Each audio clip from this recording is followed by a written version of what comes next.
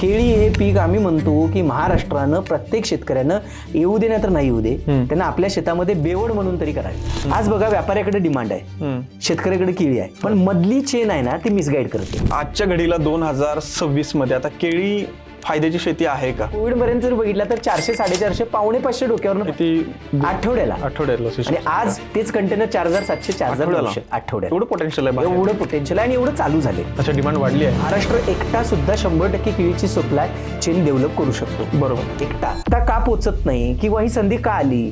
आपल्याला 300-400 कंटेनरवरून 4700 वर कंटेनर कसे पोहोचले, हे खरं काय आहे? शेती ही खर्चिक का होत चालली आहे? भारतामध्ये शेतीचा उत्पादन खर्च जागतिक तुलनेमध्ये सर्वात कमी आहे, तरी देखील आपल्याला शेती परवडत नाही. म्हणजे क्वालिटी सहित प्रोडक्शन जे मिळणं अपेक्षित आहे ते कुठेतरी दबले. तुम्हाला एक्सपोर्ट क्वालिटी ग्रोअर बनायचं आहे तर तुम्हाला 7 सूत्री पद्धत अवलंबनायची आहे. पानाच्या वाट्या होणं, कडा करपणं, पानं अशी झुकल्यासारखी छोटी होऊन राहणं, ह्या सगळ्या ज्या स्थिती येतात ह्याचं कारण काय? आमची व्यवस्थापन चुकतं. केळीला पाणी लागतं, एक साधा फंड आहे, 1 पान 1 लिटर पाणी. जर फ्रूट केअर केलं तर किमान एका झाडाचं वजन 4 ते 6 किलो वाढलं. हे सिद्ध केलं आपण 14 वर्षात की जर का तुम्ही बेडवर लावली तर केळी पडत नाही, पण जर तुम्ही सरीत लावली तर निश्चित पडते. एका एकराचा जर हिशोब आपण बघितलं गणित, तर एका एकरामध्ये किती झाडं लावावं, त्याला कसं ग्रो करावं, किती महिन्यात हार्वेस्ट होतं, काय प्लॅनिंग न करावं जेणेकरून कमीत कमी कॉस्टमध्ये जास्त उत्पन्न निघेल.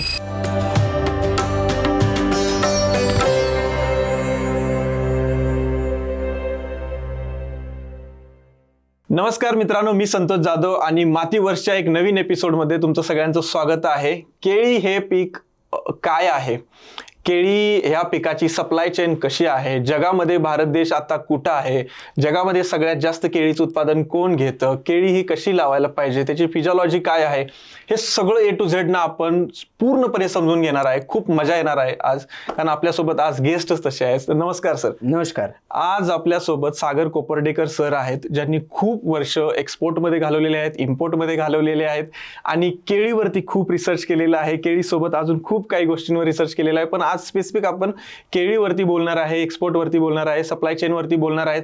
खूप खूप इम्पॉर्टंट आहे. केळीची शेती जे कोण करत आहे त्यांच्यासाठी हा एपिसोड खूप महत्त्वाचा आहे आणि इन जनरल पण तुम्हाला जर समजून घ्यायच्या असतील गोष्टी एक्सपोर्ट बद्दल, त्यासाठी पण खूप महत्त्वाचा आहे हा एपिसोड. तर हा एपिसोड कुठेही न थांबता, कुठेही न स्किप करता तुम्ही पूर्ण बघा. तुम्हाला खूप काही शिकायला मिळेल, हे मी 100% आता इथं सांगू शकतो. तुम्हाला सबस्क्राईब नसेल केलं तर सबस्क्राईब नक्की करा. नमस्कार सर. नमस्कार सर. काय आपली म्हणजे शेती आता कुठं चालली आहे? मी बघतोय ज्या त्या भागात जातोय तेव्हा शेतकरी मला म्हणतात की माझा खर्च लय वाढतोय, उत्पादन कमी येतंय आणि नंतर मला मार्केट पण भेटत नाही. तर का असं होते? म्हणजे शेती ही खर्चिक का होत चालली आहे? शेतीमध्ये सगळ्यात महत्वाचं समजून घेण्यासारखी गोष्ट जी आहे ते 4 मुद्दे महत्वाचे समजून घेण्यासारखे आहेत. एक आहे ते म्हणजे वनस्पतीशास्त्र. दुसरं आहे वनस्पतीशास्त्रावर आधारित जातींचे झालेले शोध. बघा, समजून घ्या, जातींचे झालेले शोध. आणि तिसरी गोष्ट आहे ह्या दोघांच्या आधारावर म्हणजे वनस्पतीशास्त्राच्या आधारावरती झालेल्या जातींचा शोध आणि ह्यांच्या आधारावरती असणारे न्यूट्रिशन मॅनेजमेंट. ह्या तिन्हींची सांगड जोपर्यंत शेतकऱ्याला समजणार नाही तोपर्यंत उत्पादन खर्च आणि उत्पन्न यांचा मेळ कधीच लागणार नाही. असं कारण काय आहे? जर आज बघितलं तर जगभरामध्ये आपण जसं म्हणतो की भारतामध्ये शेतीचा उत्पादन खर्च जागतिक तुलनेमध्ये सर्वात कमी आहे. अच्छा. विशेषतः तरी देखील आपल्याला शेती परवडत नाही. आणि याचं कारण एकच आहे, ते म्हणजे काय की जाती, वातावरण आणि न्यूट्रिशन मॅनेजमेंट यांची सांगडच आम्हाला जमलेली नाही. म्हणजे जिथं जाती समजलेत तिथं कुठंतरी त्या शरीरशास्त्राचा अभ्यास कुठंतरी मागं पडलाय. ह्या 2 गोष्टी अर्धवट समजल्यात तर त्याला न्यूट्रिशन मॅनेजमेंट समजलेलं नाही.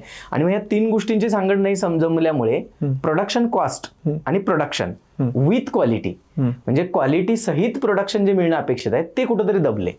मग आपला काय होतो की खर्च पुढे जातो, बरोबर, आणि उत्पन्न मागे राहतं. आज बघितलं तर एक उदाहरण म्हणून घेतलं आपण, आज जसे प्रगत राष्ट्र आहेत, शेती प्रगत राष्ट्र म्हणजे प्रगत म्हणजे अर्थकारणात नाही पण शेती प्रगत राष्ट्रांमध्ये जर आपण इस्रायलचा विचार केला तर इस्रायल आज व्हर्टिकल फार्मिंग करतं.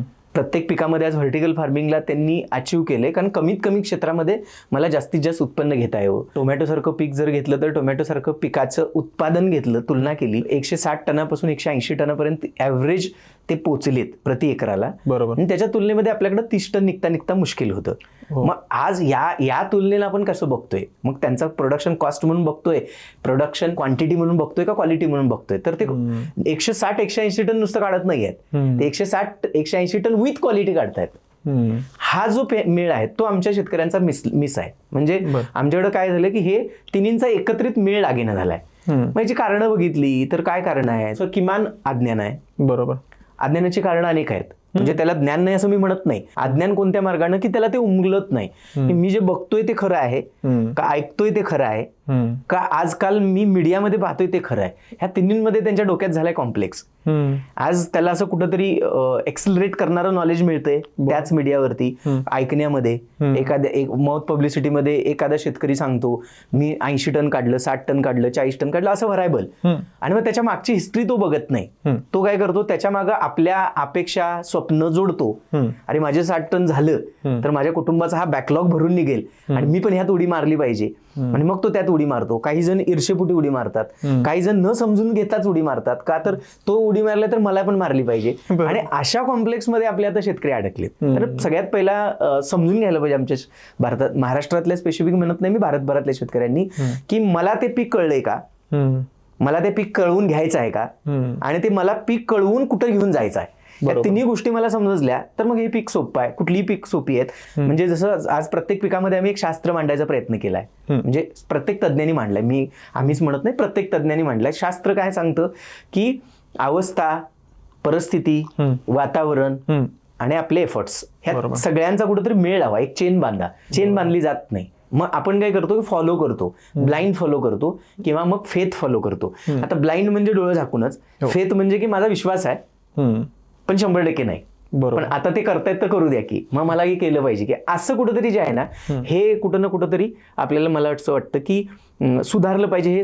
हे कोडी सुटली पाहिजेत. आणि मी अजून एक गोष्ट बघतोय की ह्याच गोष्टीत म्हणजे शेतकरी भरकटत चाललाय. म्हणजे प्रत्येक गोष्ट थोडं जरी काय झालं तर बाटली आणा, प्रोडक्ट बेस्ड सोल्युशन, त्याचं शास्त्र सायन्स समजून घेत नाहीये शेतकरी. आता बघा, साधं उदाहरण तुम्हालाच लक्षात येईल की आज एखाद्या पिकावर कीड आली.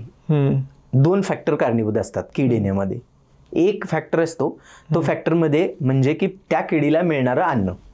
एक साध्या भाषेत समजून घ्या, म्हणजे माझ्या आजच्या पिढीला जर अन्न, पोटभर अन्न आणि भरपूर मुबलक मिळालं तर माझी प्रोडक्टिव्हिटी ही शेकडो पटीने वाढली. समजून घ्या. आणि शेकडो पटीने माझी प्रोडक्टिव्हिटी वाढली तर माझी पुढची पिढी 4 दिवसांनी येणार होती, ती अवघ्या 8 तासात चालू होते, 6 तासात चालू होते.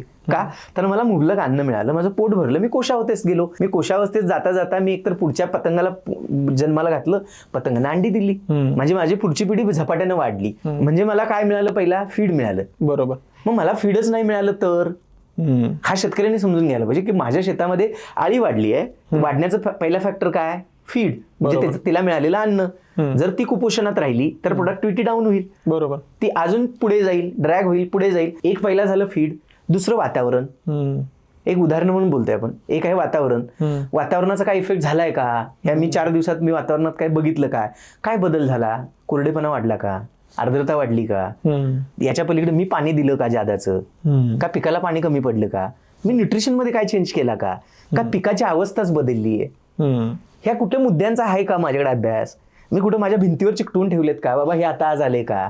मला कीड आली ना तर एक तक्ता पाहिजे ना की बाबा ह्यातलं काय आहे का माझ्या शेतामध्ये, ह्यातलं काय बदललंय का. अशाचा जर अभ्यास मी केलाच नाही, मी ब्लाइंडली म्हटलं की माझ्या शेतावर कीड आली, बरं असं नसतं बरं का की एकाच्या शेतावर आली तर दुसऱ्याच्या येते, असं कधीच होत नाही. वातावरणातला बदल असेल सगळंच येते तर सगळीकडे येईल.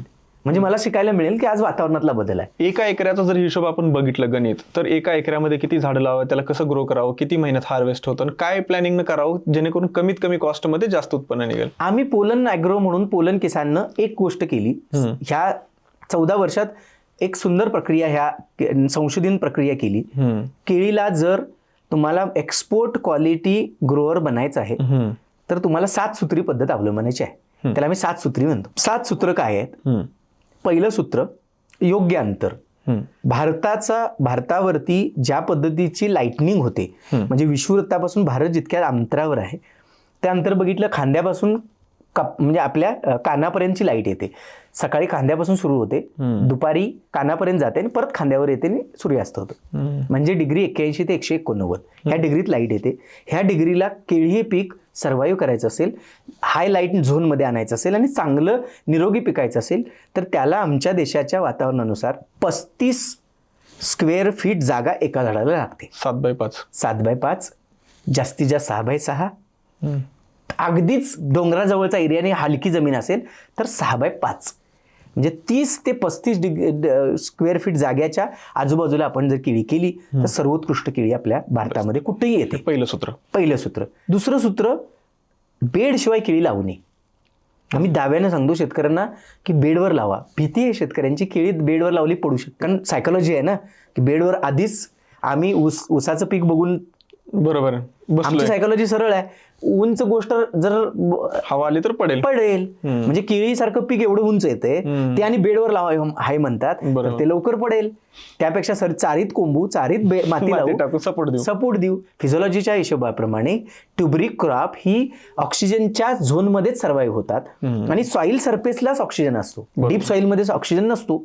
आणि डीप सॉइलला तुम्ही लावला, डेड सॉइल आणि डीप सॉइलला जर केळी लावली आणि जर तुम्ही माती चढवत गेला तर ॲटोमॅटिकली म्हणजे नैसर्गिकरित्या त्याला सर्व्हाइव्ह राहायचं कुठं आहे, ऑक्सिजन कक्षेत, तर ती परत वरती ऑक्सिजनच्या कक्षेत येते, अजून नाजूक होणार. मग तोटा काय होतो, तुम्ही चारीत लावलेली केळी शिफ्ट जर वरती झाली, नंतर भरणी केली आणि वरती शिफ्ट झाली तर त्या कक्षेमध्ये वाढलेल्या मुळ्या ज्या आहेत त्यांचा संपर्क तुटतो आणि त्यांचा संपर्क तुटला तर तुमचा आधार निघून जातो. म्हणजे हे सिद्ध केलं आपण 14 वर्षात की जर का तुम्ही बेडवर लावली तर केळी पडत नाही, पण जर तुम्ही सरीत लावली तर निश्चित पडते. का तर त्यांचा आधार देणाऱ्या मुळींचा आधारच तुटतो. म्हणून केळी बेडवर लावली पाहिजे, कारण ती ऑक्सिजनच्या कक्षेत सर्व्हाइव्ह आहे, कारण ट्युबरिक क्रॉप आहे. मग कंदवर्गीय कुठलंही पीक लावा, आलं लावा, हळद लावा किंवा तुम्ही पोटॅटो लावा, हे सगळं सर्व्हाइव्ह कुठं आहेत, ऑक्सिजनच्या कक्षेत आहेत. असं का तर त्याचं मुख्य खोडाचा भाग म्हणजे काय, कंद आहे. आणि कंद कुठल्याही शरीराचा ऑक्सिजन म्हणजे जो काही शरीर आहे, मुख्य शरीर, हे मुख्य शरीर ऑक्सिजनच्या कक्षेतच ब्रीथ करतं. म्हणून तेच ऑक्सिजनच्या कक्षेत पाहिजे. म्हणून केळी बेड शिवाय लावली नाही पाहिजे. हा एक फायदा. दुसरा, बेडवर लावल्यानं फायदा काय आहे, बेडवर लावला की 365 दिवस वापसा कंडिशन राहते. बरोबर, पाणी हवा दोन्ही मेंटेन राहतं, ब्रिदिंग प्रॉपर राहते, सर्व्हाइव्हनेस प्रॉपर राहतो, बॅक्टेरियल फंगल क्राउंड चांगला राहतो. चांगल्या बुरशी, चांगल्या बॅक्टेरिया जर वर्षभर राहिले तर हॅझार्डस फंगस येत नाही. रायझोस्पियर हा चांगला डेव्हलप झाला तर रायझोस्पियरचा फायदा काय की रायझोस्पियर माझा किती मोठा आहे प्लांटचा, तेवढ्या एरियातून अन्न गोळा करण्याची प्रक्रिया वाढते, ग्रोथ चांगली होते, वाया कमी जातं, दिलेलं इनपुट पिकापर्यंत पोहोचतं, ही चेन चालू होते. म्हणून बेड शिवाय लावू नका. पण बेड समजून घ्या, बेड म्हणजे झोपण्याची जागा आणि झोपण्याच्या जागेला बेसिक सायंटिफिक सर्व्हाइव्हनेस आहे किंवा त्याला पॅरामीटर्स आहेत. किमान 2.5 फुटाचा झोपण्याची एका माणसाला जागा लागते. तर 2.5 म्हणजे केळीला म्हणजे किती, तर केळीला लागतो 36 म्हणजे 3 फुटाचा.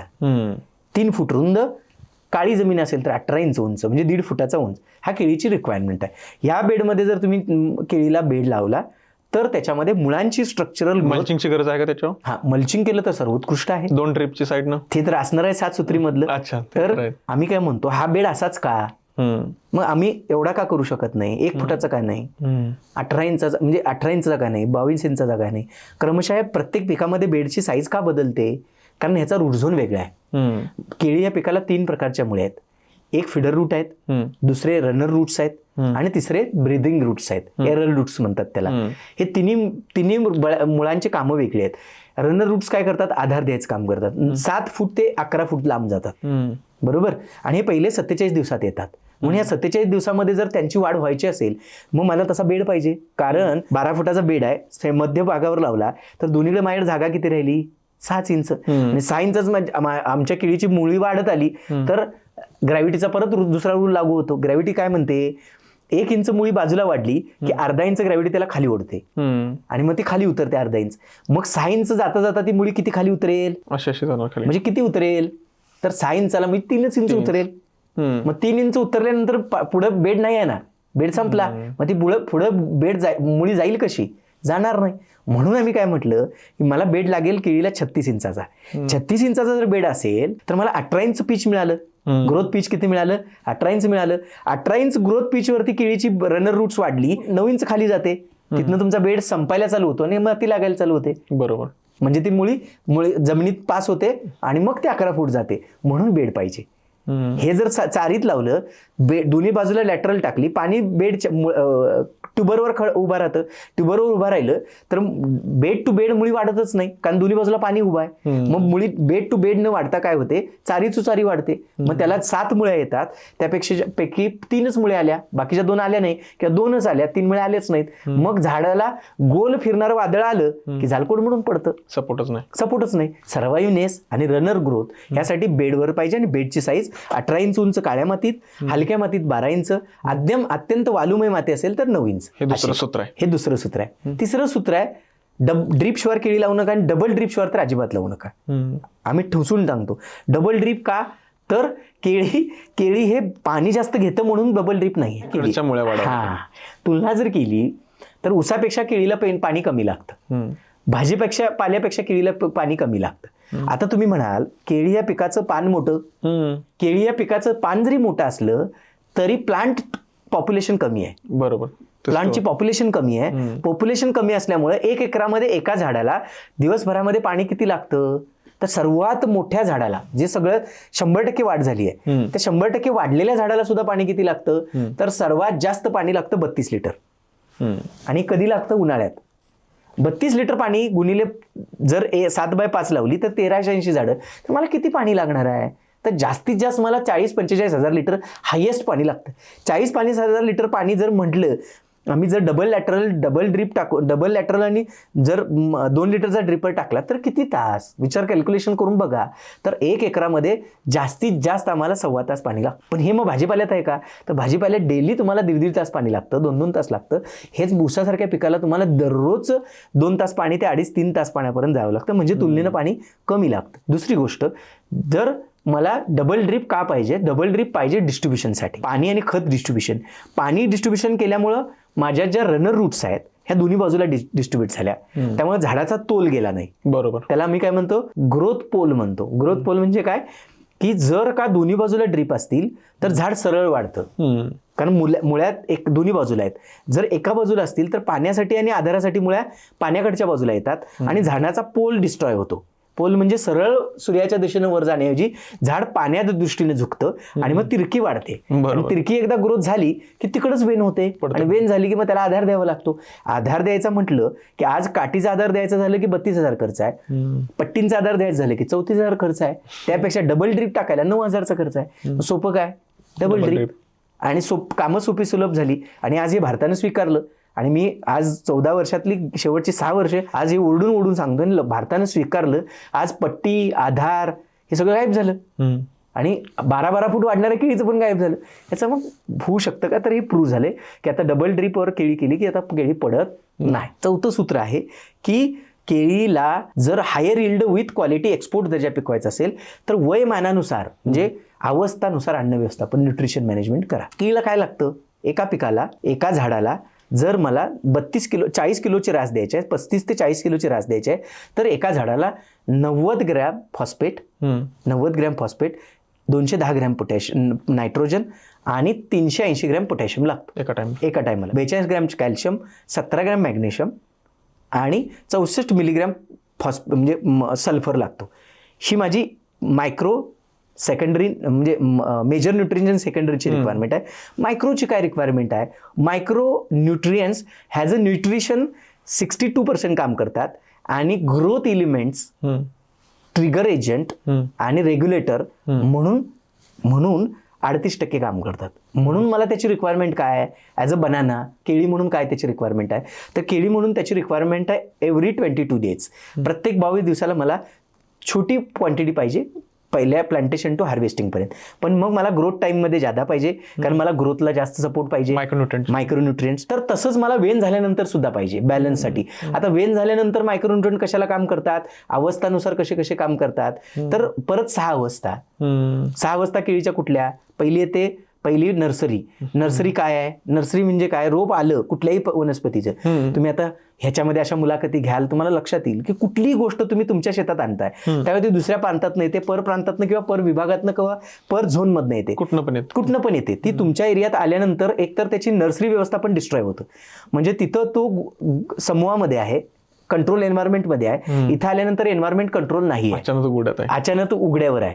म्हणजे तो कम्प्लीट एकदम म्हणजे काय म्हणतात 90 डिग्रीमध्ये तो चेंज होतो. बरोबर. वातावरण बदलतं, व्यवस्थापन बदलतं. बरोबर. दिवसात तिकडे 2 वेळा पाणी, 2 वेळा खायला, आठवड्यातनं 2 वेळा वेगवेगळ्या टाईपची हारली भन्नाट एखाद्या कुठेतरी शेडमध्ये, म्हणजे जे कुठंच लागू न होणारी व्यवस्थापन आणि जिथे 100% लागू होणारी व्यवस्थापन. तर शेतकऱ्यांना मी आवाहन करतो, नेहमी सांगतो की तुम्ही पहिला नर्सरी व्यवस्थापन शिका.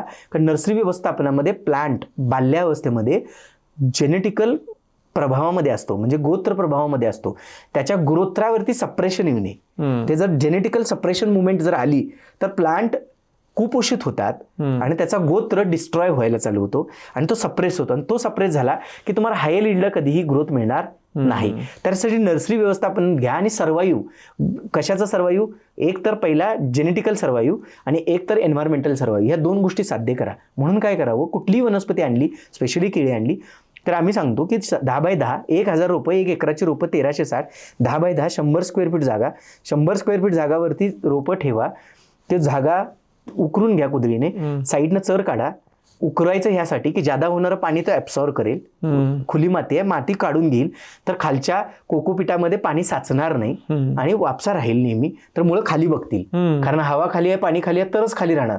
आणि खाली पाणी साचलं की मुळं वरती येणार. आणि मुळं वरती आली की तुम्ही ज्यावेळी कोकोपीट किंवा तो जो सीडबॉल आहे तो रिप्लांटेशन काढायला गेलात की अर्ध कोकोपीट आत चिकटून राहील, कारण मुळं नाहीत, त्यामुळे तो बाइंड राहणार नाही आणि अर्ध कोकोपीट तुमच्या हातात येईल. आणि जर का केळी ह्या पिकानं स्पेसिफिकली ट्युबरनं लाईट बघितली, ओपन लाईट जर बघितली, तर ओपन लाईट बघितल्यानंतर ते झाड जगत नाही, कारण त्याच्या कंदावरचे जे चार्ज असतात ते न्यूट्रल होतात. न्यूट्रल झाले की ते परमनंट डिस्ट्रॉय होतात आणि ते झाले की त्याला मुळी सुटत नाही. 20 दिवस ते रोप तसंच राहतं लावल्यानंतर हिरवं, आणि 20 दिवसानं सुरळी पडते आणि सुकून जातं, काहीच कळत नाही. म्हणून सीडबॉल पडू नये यासाठी नर्सरी व्यवस्थापन करा. नर्सरी व्यवस्थापनामध्ये काय करा, पहिले 12 दिवस रोपं ठेवा. त्यामध्ये पहिले दररोज संध्याकाळी प्रत्येक झाडाला 50 मिली पाणी, दररोजच्या दररोज. म्हणजे जर 1000 रोपांचं गेलने केलं 50 लिटरच पाणी. आम्ही काय करतो, शेतकरी काय करतो, आज दररोज पाणी मारायच्या नादाकरी 1000-1500 लिटर पाणी टाकतो.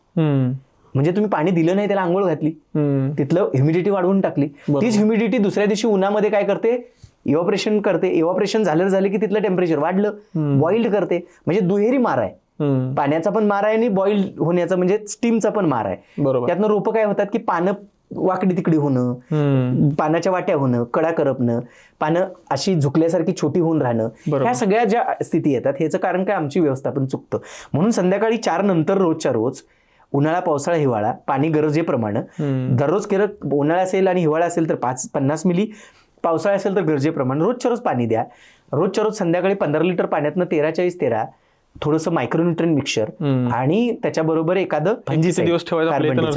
नर्सरी 12 दिवस. 12 दिवसात हे संगोपन करायचं. ह्याला नर्सरी व्यवस्थापन म्हणतो. ह्याच्यावर नेट लावा, 7 फूट उंचीचा 4 बांबू लावा, त्याच्यावर नेट लावलं. पावसाळा असेल तर पावसाळा असेल तर किती 50% नेट, उन्हाळा असेल तर 80% आणि हिवाळा असेल तर परत आपल्या वातावरणात त्याला सूट करून घ्यायचं. आणि नंतर 5 दिवसानं परत रोपं सर्वाईव्ह झाली आपल्या वातावरणात की नेट काढून टाका. 5-6 दिवसांनी परत ती रोपं पिवळी पडतील, परत 5 दिवस पुढे ठेवा, 6 दिवस ठेवा, परत त्या रोपांना ते वातावरण स्टेबल होईल, ही परत हिरवी होतील, परत रिप्लांटेशन करा. आता रोपं म्हणली तर मरत नाहीत का, तर त्याला वातावरणाला सूट केली तुम्ही तुमच्या, मग ती तुमच्या घरची झाली.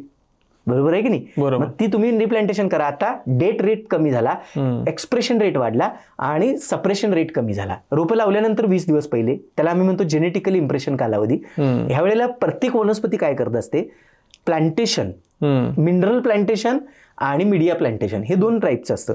मीडिया प्लांटेशन मध्ये रोप उगवलं की ते कोकोपीटात असतं, ह्याला मीडिया प्लांटेशन म्हणतात. म्हणजे उगवलं. काही वेळेला काय केलं जातं, छोट्या प्लांटमध्ये उगवलं जातं, छोट्या कोकोपीटामध्ये, आणि मोठ्या कोकोपीटाच्या पॉडमध्ये रिप्लांट केलं जातं किंवा ट्रान्सफर केलं जातं. ह्याला आम्ही काय म्हणतो, मीडिया ट्रान्सफर. रिप्लांटेशन म्हणलं का, मीडिया ट्रान्सफर म्हणलं. दुसरी गोष्ट असते रिप्लांटेशन. म्हणजे पुनर्लागण. म्हणजे आता मिनरल ट्रान्सफर म्हणतात, आम्ही काय म्हणतो त्याला मिनरल ट्रान्सफर. म्हणजे काय, रोपं काढली आणि डायरेक्ट जमिनीत लावली. आता मीडिया बदलला. मीडिया काय होता, आता कोकोपीट होता, आता माती आली. आता माती आल्यानंतर प्लांट मध्ये काय चेंज होतो, माती आली की प्लांटेशन सेन्सला जातो आणि मग काय करतो, त्याला लक्षात येतं की मातीत आलोय मी, मिनरल्स आहेत, 118 मिनरल्स जाणवायला लागलेत आता, म्हणजे मी रिप्लांटेशन झालो, आता मला वाढायचं आहे. म्हणजे ज्या दिवशी तुम्ही मातीत लावलं त्या दिवशी रिप्लांटेशन स्टार्ट झालं. भले इथं तुम्ही 40 दिवसाचं असू नये तर 60 दिवसाचं असू दे, मीडिया एकच आहे कोकोपीट, त्यामुळे अजून ते रिप्लांट झालेलं नाही, त्यामुळे तो ग्रोथ चालू केलेली नाही. म्हणून रिप्लांटेशन नंतर पहिले 20 दिवस प्लांट काय करतं, व्हाईट रूटची डेव्हलपमेंट करतं, टेम्पररी व्हाईट रूट्स, आणि त्यानं काय करतं, जमिनीला अॅनलाइज करतं. बरोबर. अॅनलाइज करून काय चेक करतं की ह्या जमिनीमध्ये मिनरल्स कोणकोणते आहेत आणि कोणकोणते नाहीत, मायक्रो क्लायमेट आहे का, रायझोस्फिअर डेव्हलपमेंटला स्कोप आहे का, हे सगळं चेक करतं. आणि त्याच्या फुटप्रिंट कुठं साठवतं, डीएनए मध्ये साठवतं. आणि डीएनए मध्ये साठवून मग डीएनए चा आरएनए तयार होतो.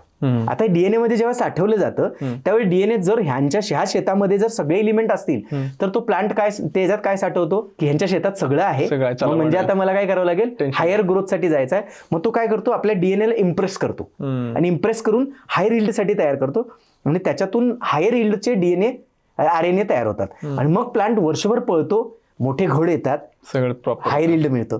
आणि जर हे पहिले 20 दिवस त्याला जर एलिमेंट कमी मिळाले तर फुटप्रिंट ब्लँक जातात आणि डीएनए सप्रेस होतो. सप्रेस झाला म्हणजे कुपोषित झाला तर मात्र मग तुम्ही हायर इल्डला सगळ्या गोष्टींना लागू होतं. सगळ्या गोष्टींना लागू होतं. हे कुठल्या गोष्टीला ज्या रिप्लांटेशन मध्ये येतात. आता जिथं सोईंग आहे, जिथं डायरेक्ट जमिनीत लावताय तिथं तर तो पहिल्या काही दिवसातच जीन डेव्हलपमेंट करतो. तिथं शेतकऱ्यांनी काय करावं, जिथं डायरेक्ट सोईंग आहे तिथं जर्मिनेशन नंतर, आणि जिथं रिप्लांटेशन आहे तिथे रिप्लांटेशन नंतर, दोन्ही वेळेला एन पासून सेलेनियम पर्यंत जे 16 एलिमेंट आहेत ह्यांच्या 4 दिवसांना 4 ड्रेंचिंग कराव्या. याने फायदा काय होतो, सगळे सेन्स त्याच्या डीएनए मध्ये जातात. ह्यांच्या जमिनीत सगळे एलिमेंट आहेत आणि मग तो हायर इल्ड साठी तयार होतो. जसं आपण लहान बाळाला गुटी घालायचो, गुटी घालताना आपण काय काय घालायचो, खारी खोबरं गुळून घालायचो. यात काय द्यायचो, त्याच्या डीएनए ला इम्प्रेस करायचो आणि मग त्यांची कुळी डेव्हलप व्हायची. आणि मग तो तिथं एकदा कुपोषित नाही झाला मग तो आयुष्यभर तो म्हणजे सदृढ राहतो. आणि तिथं जर तो निकृष्ट झाला किंवा डिप्रेस झाला तर तो कुपोषित राहतो. मग त्याला नंतर सोन्याचं पाणी जरी दिलं तर तो सुधारत नाही. ही स्थिती आहे, ही दुसरी अवस्था. तिसरी अवस्था प्लांटेशन पासून 20 ते 22 दिवसांनी चालू होते 47 दिवसापर्यंत. आता ह्या अवस्थेमध्ये केळी काय करते की आपल्या मुळांची ग्रोथ करते. त्यातली एक पहिली मुळी, कोणती मुळी तर रनर रूट्स, म्हणजे ज्यांना आधार देऊन उभा करायचा आहे. बरोबर. म्हणजे जर तुम्ही बघितला तर केळीच्या शारीरिक वाढ होत नाही. इथं शेतकरी फसतो. शेतकरी काय करतो, प्लांटेशन नंतर 20 दिवसांना एकदा केळी जगून निघली की तो अपेक्षा करतो की आता शारीरिक वाढ होईल, नवीन पानं येतील. तर तिथं नैसर्गिकरित्या ती येत नसतात, पण शेतकऱ्यांना माहित नसतं. आणि इथं गफलत काय करतो शेतकरी, त्याची चाललेली वाढ ह्यांच्या नजरेला येत नाही. म्हणजे त्याची चाललेली वाढ कुठली असते, मुळांची खाली चालू असते आणि तो बघतो वरती. शेतकऱ्याला वाढ म्हणजे पीक, म्हणजे शरीर वाढ एवढंच दिसतं, त्याच्या पलीकडे काही दिसत नाही. आणि इथं घोळ काय होतो, शेतकरी वारंवार शेतात जाऊन विचार करतो की अरे माझी केळी का वाढत नाही. पण त्यावेळी त्याची वाढ चालू असते नैसर्गिक. कोणती वाढ तर मुळांची. त्याचे त्याला माहित नसतं. आणि त्या 20 दिवस ते 47 दिवसामध्ये त्याची जी वाढ असते ती मुळांची वाढ, म्हणजे 9 ते 11 फूट दूर जाणारी जी मुळं आहेत ती वाढत असतात. आणि एक्झॅक्टली त्याच वेळेला घोळ काय होतो की 9 ते 11 फूट जाणाऱ्या मुळांना डिस्ट्रॅक्शन येतं. काय येतं, कारण शेतकरी तिथं पेशन्स संपवतात. शेतकऱ्याला केळी माहित नाही, पूर्ण सायंटिफिकली माहित नाही. आणि त्याला 30 दिवस 35 दिवस जर ती केळी वाढताना दिसली नाही की तो घाबरतो. आणि मग काय करतो की कंपनी, कन्सल्टंट, दुकानदार यांच्या मागं लागून माझी वाढत नाही करत औषधं भारंवार आणि फवारणी करतो. आणि त्याचा साईड इफेक्ट काय येतो, मुळांची चाललेली वाढ नैसर्गिक जी आहे ती वाढ थांबते. आणि झाडाला आपण काय करतो, अनियमितपणे जे नैसर्गिक काम होतं त्याला डिस्ट्रॅक्ट करतो, म्हणजे परावर्तित करतो. आणि निसर्गाच्या विरोधात त्याला शारीरिक वाढीकडे घेऊन येतो. त्यामुळं 9 ते 11 फूट दूर जाणारी जी मुळं आहेत ती निम्म्यातच थांबतात, कुठं 2.5 फूट 3 फुटात. आणि परत केळी वाढीला चालू करते. परिणामी काय होणार, परत वादळ वारा आलं की केळी पडून जाणार. आणि त्यावेळेला आपण दोष कुणाला देणार, मग कन्सल्टंट, निसर्ग, नशीब ह्याला देणार. पण आम्हाला माहीतच नाही की त्या दिवशी काय होतं. त्या दिवशी म्हणून काय करावं, 22 दिवस 32 दिवस आणि 42 दिवस ह्या 20 दिवसामध्ये तुम्ही शांत राहा, शेतकऱ्यांना शांत राहावं. 2च पानं येणार आहेत, त्याच्या पलीकडे काही वाढ होत नाही, रोपच असणार आहे. फक्त ते त्याची सुरळी उभा आहे का बघा, त्याची सुरळी जमिनीवर म्हणजे पानावर पडू देऊ नका, एवढं लक्ष ठेवा. आणि दुसरी गोष्ट, सुंदर एक गोष्ट करा की फक्त झाडामध्ये कुठल्या विकृत्या होत आहेत का, काही चट्टे येतात का, डिसीज दिसतात का, डिफिशियन्सी, एवढंच मॉनिटर करा. यासाठी काय करा, 22, 32 आणि 42 ह्या दिवशी 2 किलो फॉस्फेरिक ऍसिड 1000 रोपाला, 2 kilo phosphoric acid, 4 kilo ammonium sulphate, 1.5 kilo magnesium sulphate, 1.5 kilo 0050 आणि कोणत्याही कंपनीचं चांगलं मायक्रोन्यूट्रिएंट मिक्सचर चिलेटेड फॉर्म मध्ये 500 ग्रॅम हे ड्रीपनं 22, 32 आणि 42 3 वेळा ड्रीपनं सोडा. बाकी काहीही करू नका. आता ह्यात फॉस्फरस लीड दिला, रेडी फॉर्म मध्ये दिला, ऍसिड फॉर्म मध्ये रेडीमेड दिला, त्यामुळे मुळांच्या वाढीला पूर्ण चालना मिळेल. 6 महिना निघतोय. करेक्ट. हे तर बरोबर निघालं. खर्च कमी होतील, अनाडाही टाकायची गरज नाही. आता आली त्याच्यात चौथी अवस्था. त्यानंतर कुठलं की 40, 42, 47 ते 50 दिवस ते 90 दिवस. यामध्ये काय करतं प्लांट, अचानक तुम्हाला दिसायला चालू होतं शेतकऱ्यांना की कंद मोठा झालाय. ट्युब्रिक ग्रोथ. ट्युब्रिक ग्रोथ म्हणजे फस्कॅन असा कंद मोठा होतो. आणि मग अचानक 45 दिवस न दिसणारा कंद अचानक मोठा का होतो, कारण ती जी अवस्था असते. आता ह्या वेळेला मिश्र ग्रोथ असते, म्हणजे पानांची डिलिव्हरी चालू झालेली असतात आणि स्टेम अचानक ग्रो होतो. तर तुम्ही दोन्हीकडे लक्ष ठेवा. ह्यात पण कन्फ्युज व्हायची शेतकऱ्यांना गरज नाही. आम्हाला काय कळत नाही राहू दे. परत एकदा 52 दिवस, 62 दिवस आणि 72 दिवस, 82 दिवस 4 वेळा ड्रीप मधनं 1 किलो फॉस्फेरिक ऍसिड. बघा, 1 kilo phosphoric acid 10 kilo 24-24-0, 10 kilo 24-24-0, 3 kilo 0050, 3 kilo 0050. त्याचबरोबर 19-19 किंवा 13-40-13 1.5 किलो मायक्रोन्यूट्रिएंट मिक्सचर चिलेटेड मधलं 500 ग्रॅम, मॅग्नेशियम सल्फेट 1.5 किलो. आणि कोणत्याही कंपनीचं तुम्हाला जे काही मिळतं हे ड्रीप न द्यायचं. हे ड्रीप नाही. ह्याच्यामध्ये अजून काय ऍड करायचं, ह्याच्यामध्ये न कुठल्याही कंपनीचं तुम्हाला जे काही मिळतं त्याच्यामध्ये रेड आल्गी म्हणजे लाल शेवाळाचं मिळणारं कुठलंही सीवीड, हे ह्यामध्ये अर्धा लिटर हे सगळं मिक्स करायचं बॅरल आणि ड्रीप मधून 10 दिवसांनी एकदा. बाकी डोकं लावायला जायचं नाही. आता 6 ड्रीप ऍप्लिकेशन झाले तुमचे, बरोबर, 7 झाले. नंतर या दरम्यान आता केळी आमच्या मेन अवस्था सुरू झाली, म्हणजे यंग ग्रोथ स्टेज. आता ह्या यंग ग्रोथ स्टेज ची अवस्था सगळ्यात मोठी असते. म्हणजे केळीचं वय जर आपण 365 दिवस धरले तर त्यापैकी 180 दिवस 2च मोठ्या अवस्था असतात, एक प्रेग्नन्सी आणि यंग ग्रोथ स्टेज. त्यातल्या त्यात सगळ्यात मोठी अवस्था असते यंग ग्रोथ स्टेज. मग यंग ग्रोथ स्टेज 90 दिवसापासून 210 दिवसापर्यंत असते, सगळ्यात मोठी अवस्था. म्हणजे तब्बल बघा 90 दिवस ते 210 दिवस म्हणजे 140 दिवस. जर 30 दिवसाचा धरला तर जवळजवळ 4.5 पावणे 5 महिन्याची अवस्था, एवढी मोठी अवस्था असते. या अवस्थेत काय होतं, शरीराचे सगळे भाग मोठे होतात, म्हणजे पूर्ण वाढ होतात. म्हणजे कंद मोठा होतो, मुळांची पूर्ण वाढ होते, पानं निघतात, स्टोरेज डेव्हलप होतात. 3 स्टोरेज होतात, म्हणजे tuberic storage, stem storage, leaf storage, ही 3 स्टोरेज भरतात. काही सगळे ओव्हरऑल ग्रोथ होते. आणि ह्यामुळे हे मोठी अवस्था आहे. म्हणून या अवस्थेमध्ये नायट्रोजन, एकूण वर्षभराचा नायट्रोजनचा साधारण 82% नायट्रोजन, 62% नायट्रोजन इथंपर्यंत संपला पाहिजे. याच्या पाठीमागं 3 महिन्यापर्यंत आपला 14% संपला पाहिजे. म्हणजे किती संपला, 84-86% नायट्रोजन संपला. फॉस्फरस लगभग आमचा 87% फॉस्फरस संपला पाहिजे. याच्या मागे 32% आणि राहिलेल्या 34% याच्या परत 34 ते 36% ह्या अवस्थेमध्ये, एका अवस्थेमध्ये सिंगल. त्यानंतर पोटॅशियम मात्र इथं किती राहायला पाहिजे, पहिल्या 3 महिन्यात आणि नंतरच्या ह्या मोठ्या अवस्थेमध्ये सगळ्या मिळून पोटॅशियम इथे किती संपला पाहिजे, तर सगळ्यात जास्त 37 ते 38%. बाकी जो राहिला आहे तो सगळा रिझर्व असतो प्रेग्नन्सी आणि डिलिव्हरीमध्ये, आफ्टर डिलिव्हरी आणि टाइम ऑफ प्रेग्नन्सी या पिरियडमध्ये. ह्याचं डिस्ट्रीब्युशन आपल्याला समजलं पाहिजे.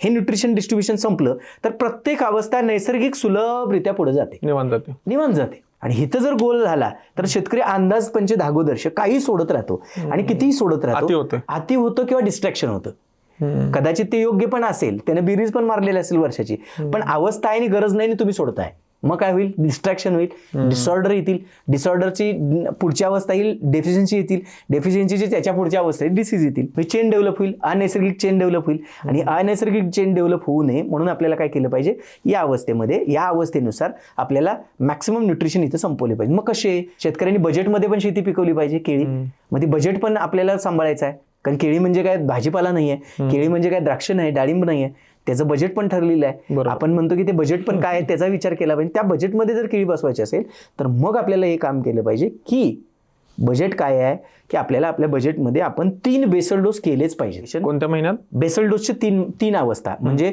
आपण 22, 32, 42 नंतर 52, 62, 72 आणि 82 हे 10 दिवसांना ड्रीप ऍप्लिकेशन 7 केले सांगितले ते. बरोबर. याच्या मध्येच 40 ते 45व्या दिवशी एक पहिला बेसल डोस, तो काय लगेच इमिजिएट लागू होत नाही, त्याला टाइम लागणार. पण हा पहिला बेसल डोस देऊन टाकायचा म्हणजे फायदा काय होतो, त्यातले स्लो आणि मिडल फर्टिलायझर रिलीज फर्टिलायझर जे आहेत ते लागायला 90 दिवस घेतात. आपलं ड्रीप ऍप्लिकेशन संपल्यानंतर ते चालू होतं. म्हणजे माझी पहिली जी केळीची योग्य अवस्था म्हणजे यंग अवस्था चालू होणार 90 दिवसानंतर, त्यावेळी माझा पहिला बेसल डोस अप्लाय व्हायला चालू होणार, म्हणजे अवेलेबल व्हायला सुरू होतो.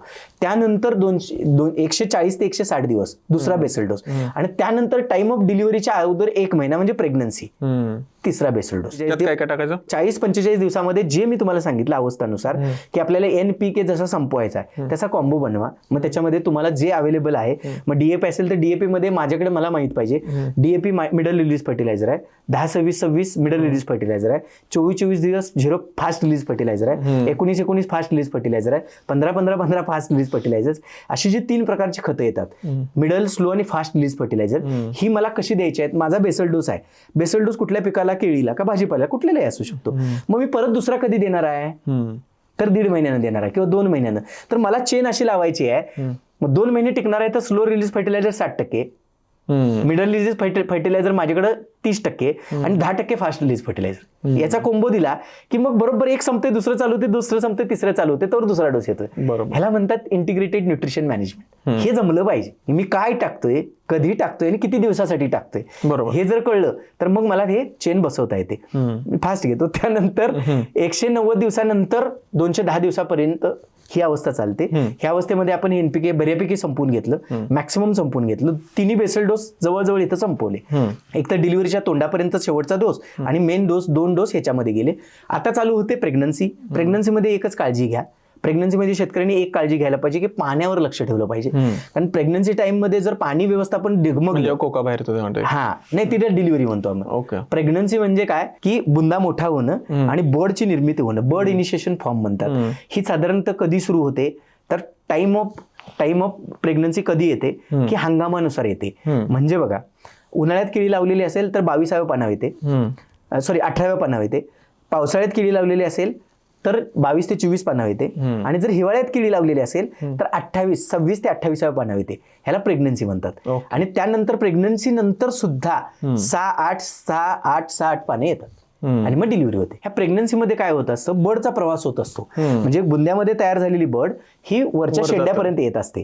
आणि ह्या प्रवासामध्ये पाणी व्यवस्थापन जमलं पाहिजे, पाण्यातलं अंतर जमलं पाहिजे, हे तुम्हाला शेतकऱ्यांना लक्ष ठेवलं पाहिजे. बर्डचा प्रवास जसा जसा वरती जातो, बघा बर्डचा प्रवास जसा जसा वरती जातो, त्या बर्डच्या प्रवासामध्ये एक गोष्ट लक्षात घ्यायला, खाली बर्ड होती, लहान होती, आता वर जाईल तसं ती पोसत मोठी होत चालली आहे, साईज वाढत जाते, पण बुंद्याचा आकार लहान होत जातो. नैसर्गिक विरोध आहे. म्हणजे खाली बर्ड लहान होती, बुंदा मोठा होता, पण वर गेल्यानंतर बुंदा लहान आहे पण आकार बर्डचा मोठा झाला. आणि यामध्ये जर पाणी व्यवस्थापन चुकलं तर ह्या बर्ड वरती एक पान असतं, सेफ्टी लिप म्हणतात त्याला, प्लाझेंटा म्हणतात, त्यात पाणी असतं आणि त्या पाण्याच्या आतमध्ये बर्ड असते. ही बर्ड पाणी काय करत असतं आणि प्लाझेंटा काय करत असतो, सेफ्टी लिप, ह्या जे काय बुंदा आहे ह्याला एक्सपांड करत असतो ते बर्ड वर येते आणि मग त्यात बर्ड न घासता वरती येत असते. ही एक छान प्रवास आहे, प्रेग्नन्सीचा प्रवास म्हणतात त्याला. ह्या प्रवासादरम्यान जर पाणी कमी पडलं तर बर्ड फ्राय होते. बर्ड फ्राय झाली की घासत येते, घासत आली की किळे वेडीवाकडे येतात. कधी कधी प्रवासच थांबतो आणि तिथनं फाडून बाहेर येतो, आणि कधी कधी तर बाहेर आल्यानंतर सुद्धा तुटून खाली पडतो. अरे बाप, हे का होतं, पाणी व्यवस्थापन चुकलं, न्यूट्रिशन व्यवस्थापन चुकलं. मग इथं काय करावं, प्रेग्नन्सीमध्ये झिंक, बोरॉन, कॅल्शियम आणि पोटॅशियम या 4 घटकांवर बॅलन्स ठेवावा न्यूट्रिशन मध्ये, आणि पाणी व्यवस्थापनावर लक्ष ठेवा. 5च गोष्टी. 4 वेळा 200 ग्रॅम झिंक. ह्या दरम्यान तुमचं खत व्यवस्थापन सॉइलनच गेले ना, आपल्याला ड्रिपचं काहीच काम नाही. त्यामुळे आता आपल्याला ड्रिपनं काय करायचं, 15-15 दिवसानं, तो 2 महिन्याचा कालावधी असतो प्रेग्नन्सीचा, ह्यात 15 ते 15 दिवसानं 4 डोस, 13-40-13 एका डोसला, त्याबरोबर 200 ग्रॅम झिंक, 300 ग्रॅम बोरॉन, बघा 300 ग्रॅम बोरॉन, आणि कुठलंही चांगलं प्रोटीन 500 ग्रॅम ड्रिपनं सोडून द्यायचं. ह्यानं काय होतं, बड इनिशिएशन फॉर्म गतीने वाढतो, बड मध्ये गॅप चांगले तयार होतात पण्यांमध्ये. आणि पुढच्या डोसला लगेच 15 दिवसांनी काय करा की 13,045 calcium nitrate, 13,045 3 kilo, calcium nitrate 3 kilo, boron 200 gram, परत प्रोटीन 500 ग्रॅम. अल्टरनेट असे 2-2 डोस झाले झिंक, बोरॉन, कॅल्शियमचे. ह्यानं काय होतं, बेडमध्ये अंतर वाढलं, फळाचं पण लांबी वाढली, बडमध्ये अंतर वाढलं, फळामध्ये पण लांबी वाढली, प्रेग्नन्सी सुलभ झाली, घासाघाशी कमी झाली, स्टेग्नन्सी आली नाही, हार्मोन्स सिक्रेशन झालं. कारण आपण बड इनिशिएशन बरोबर प्लांट इनिशिएशनला काय केलं, झिंक दिला, त्यामुळे प्लांटमध्ये एक सौम्य असा जो सॉफ्टनेस आहे तो येतो आणि त्यामुळे एक्सपान्शन सोपं जातं. हे झिंक नव्हतं म्हणून 200 4 वेळा 800 ग्रॅम झिंक जायला पाहिजे, 300 1200 ग्रॅम बोरॉन जायला पाहिजे आणि 4 किलो 2 वेळा 8 किलो कॅल्शियम जायला पाहिजे. हे जर सुलभ झालं तर प्रेग्नन्सी सुलभ झाली. आता आली डिलिव्हरी. डिलिव्हरीमध्ये काय करावं, डिलिव्हरी सुरू झाली रे झाली, वरती कमळ तयार होतं, पानांचं कमळ होतं. पहिला काम, एकत्र पाने येतात गोल असे फिरून, मोठी येतात बलाढ्य, पानांचा शेंडा निघून जातो, सेन्स येतात. 1 महिना आधीच लक्षात येतं की आता वेण होणार आहे. शेतकऱ्यांनी बघायचं काय, पानं, शेंडा नसणारी पानं येतात, रुंद पाने येतात आणि कमळ तयार करतात. आता गॅप पडत नाही, एकत्र येतात. मग समजायचं की पुढच्या 15-20 दिवसांना बड येणार आहे. जागं व्हायचं. त्यावेळेला फुल 2 पाणी द्यायची, एवढी पाणी द्यायची, दिवस रात्र ड्रीप चालवा. ही पाणी दिल्यानं काय होते, झाडाची वाढ थांबते, मुळांचं काम बंद पडतं. आणि हे झालं की बडमध्ये पाणी फॉर्म होतं, भरतं पूर्ण. आणि त्याच वेळेला पुढं मागं होणारी जी काही वेन आहे ती एकसारखेपणाने येते. का तर वाढ थांबवली, त्यामुळे त्याचे ग्रोथ सेन्स बंद पडतात. आता ग्रोथ सेन्स बंद पडल्यामुळे डिलिव्हरी सेन्स वाढतात. डिलिव्हरी सेन्स वाढल्यामुळे कालावधी एकत्र आला, पहिला फायदा झाला. दुसरी गोष्ट, 2 बड दिसल्या, 2-5 बड दिसल्या म्हणजे डिलिव्हरी दिसली की लगेच काय करा, 25 किलो ड्रीपवरती, ड्रीपच्या खाली, बेडच्या खाली 25 किलो अमोनियम सल्फेट किंवा 40 किलो युरिया, दोन्हीपैकी काही घ्या, 10 किलो मॅग्नेशियम सल्फेट आणि बेन्झोएट सल्फेट 8 किलो ड्रीपच्या खाली टाकून द्या. आता सेन्स ट्रिक केले जातात. ट्रिक झाले रे झाले की तुम्हाला 20 दिवसात तर सगळीच किळी बाहेर येते वेणून एकसारखी. त्यामुळे एक्सपोर्ट सोपं झालं. कारण एक्सपोर्टरला काय पाहिजे, एका शेतामध्ये किमान 10 टन माल पाहिजे, तो त्याला देता आला तर एक्सपोर्टर तुम्हाला एंटरटेन करत. दुसरा, पुढं मागे झाल्यामुळे खोडवं धरता येत नाही, ते खोडवं धरणं सोपं झालं. हे दुसरा फायदा झाला. आणि तिसरा फायदा झाला की व्यवस्थापन सुलभ झालं. बरोबर. म्हणजे त्याच्यामध्ये फ्रूट केअर व्यवस्थापन असेल किंवा आणि तुमचं काढणी व्यवस्थापन असेल, ते सुलभ झालं. बरोबर. म्हणून ते अवस्था की डिलिव्हरी चालू झालं की बेड खाली टाका. शेवटची अवस्था, शेवटची डिलिव्हरी नंतरचं संगोपन. म्हणजे डिलिव्हरी नंतर संगोपन काय, केळी बाहेर आली की तुम्हाला काय करायचं, त्याचं पोषण. पोषण मध्ये इथनं पुढे काय लागतं, फक्त कॅल्शियम, पोटॅशियम, थोडा मॅग्नेशियम आणि नायट्रोजन, हे 4च एलिमेंट लागतात. त्याच्या व्यतिरिक्त फारसं काही लागत नाही. हे 4 एलिमेंट पुरवायसाठी तुम्हाला काय करायचं आहे, हे 4 एलिमेंट पुरवण्यासाठी तुम्हाला 13,045, 0050 अमोनियम सल्फेट, युरिया, साधा MOP यांची सांगड घालायची आहे. मग MOP अमोनियम सल्फेटचा 1 डोस गेला मॅग्नेशियम सोबत की पुढच्या डोसला MOP युरिया घ्या, मॅग्नेशियम सल्फेट ठेवा. तिसऱ्या डोसला आता हे बंद करा, 13,045 ची वॉटर सोल्युबल घ्या. ह्यानं काय होईल, क्लोराईड युक्त फर्टिलायझर आणि ऍसिड युक्त फर्टिलायझर. ह्यानं जमिनीच्या मुळांच्या कक्षेमध्ये pH बॅलन्स राहील, अवेलेबिलिटी सोपी राहील आणि मोबिलायझेशन, इमोबिलायझेशन सुलभ राहील. त्यामुळे रायझोस्फिअर डिस्ट्रॅक्ट होणार नाही आणि फळाला चांगले आकार येतील, भरतील, दिलेलं 100% पिकाला. हे जे तुम्ही आता सगळं न्यूट्रिशन सांगितलं, याचं PDF स्वरूपात तुमच्याकडे काय आहे का? आहे की डिस्क्रिप्शन मध्ये मी टाकून देतो, ते म्हणजे सगळ्यांना क्लिअर वाचतील नाही, असं डोक्यावर जाईल सगळ्यांना. ह्या झाल्या अवस्था. ह्या अवस्थानुसार अन्न व्यवस्थापन ही झाली 4थी पायरी यशामधली. सूत्र 4थं सूत्र. 5वं सूत्र आहे की फ्रूट केअर प्रोग्राम. आता फ्रूट केअर मध्ये काय आहे, BI, BS, FOR, त्यानंतर येते बॅगिंग. ही 4 कामं येतात. BI म्हणजे बड इंजेक्शन, FOR म्हणजे जे फ्लावर रिमूव्ह करतो आपण, ते फ्लावर रिमूव्ह 2 प्रकारचे, खालचे फ्लावर डिहँडिंग करणं आणि साईडची फुलं काढणं, हे एक येतं. त्यानंतर फ्रूट केअर मध्ये अजून काय येतं की बंच स्प्रे, BS म्हणतो आम्ही त्याला, बंच स्प्रे. आणि शेवटचं येतं बॅगिंग. हे बंच, हे केल्यानं काय होतं, आता बऱ्याच शेतकऱ्यांच्या शंका आहेत, खर्च वाढतो, 15-18 खर्च येतो, आधीच दराचा हा शाश्वती नाही. पण मी दाव्यानं सांगेन, आणि जो माझा 16 वर्षाचा अनुभव आहे, जो आम्हाला अनुभवता आला, जर फ्रूट केअर केलं तर किमान एका झाडाचं वजन 4 ते 6 किलो वाढलं, सहज वाढतं. जर सगळ्यांनी प्रूव्ह केले, शेतकऱ्यांनी स्वतः करून बघितले, 4 ते 6 किलो म्हणजे 1380 झाडं एकराची. कॅल्क्युलेटिव्हली 7 टन माल वाढला. तुम्ही 18,000 खर्च करताय, पडलेल्या भावामध्ये 6 रुपयाने जरी दर गेला तरी 56,000 रुपये परत आले. समजते का बघा, म्हणजे लॉस झाला का नाही. पण फ्रूट केअर केल्यामुळे तुम्ही डोमेस्टिक मार्केटमधले नंबर 1 दावेदार झाला क्वालिटीच्या बाबतीत, बरोबर. आणि एक्सपोर्ट क्वालिटीचे 100% दावेदार झाला. बरोबर. त्यामुळे एक्सपोर्ट पहिल्या रँकमध्ये तुम्हाला एक्सपोर्टर येऊन पसंत करतो. डोमेस्टिक वाला तर सुपर प्रीमियम म्हणून घेतो. तर दोघं जण 1.5-2 रुपये रेट पण जास्त देतात. त्यामुळे लॉस कुठं झाला? काहीच नाही. दोन्हीकडे फायदा आहे. बल्ले बल्ले. सूत्र खूप महत्वाचं आहे. करा, हे 5वं सूत्र महत्वाचं आहे की तुम्ही फ्रूट केअर न चुकता करा. BI करा, BS करा, FOR करा आणि बॅगिंग पण करा. यानं फायदेच फायदे, तोटा होणार नाही. 6वं सूत्र खोडवा व्यवस्थापन. आता हे जमत नाही इथं, नाही हे जमलं नाही तर केळी जमत नाही पुढच्या पिकासाठी. कारण खोडवा म्हणजेच मेन बॅलन्स आहे आपला, पुंजी आहे. लागणीमध्ये खर्च आहेत, खोडव्यामध्ये काहीच खर्च नाही.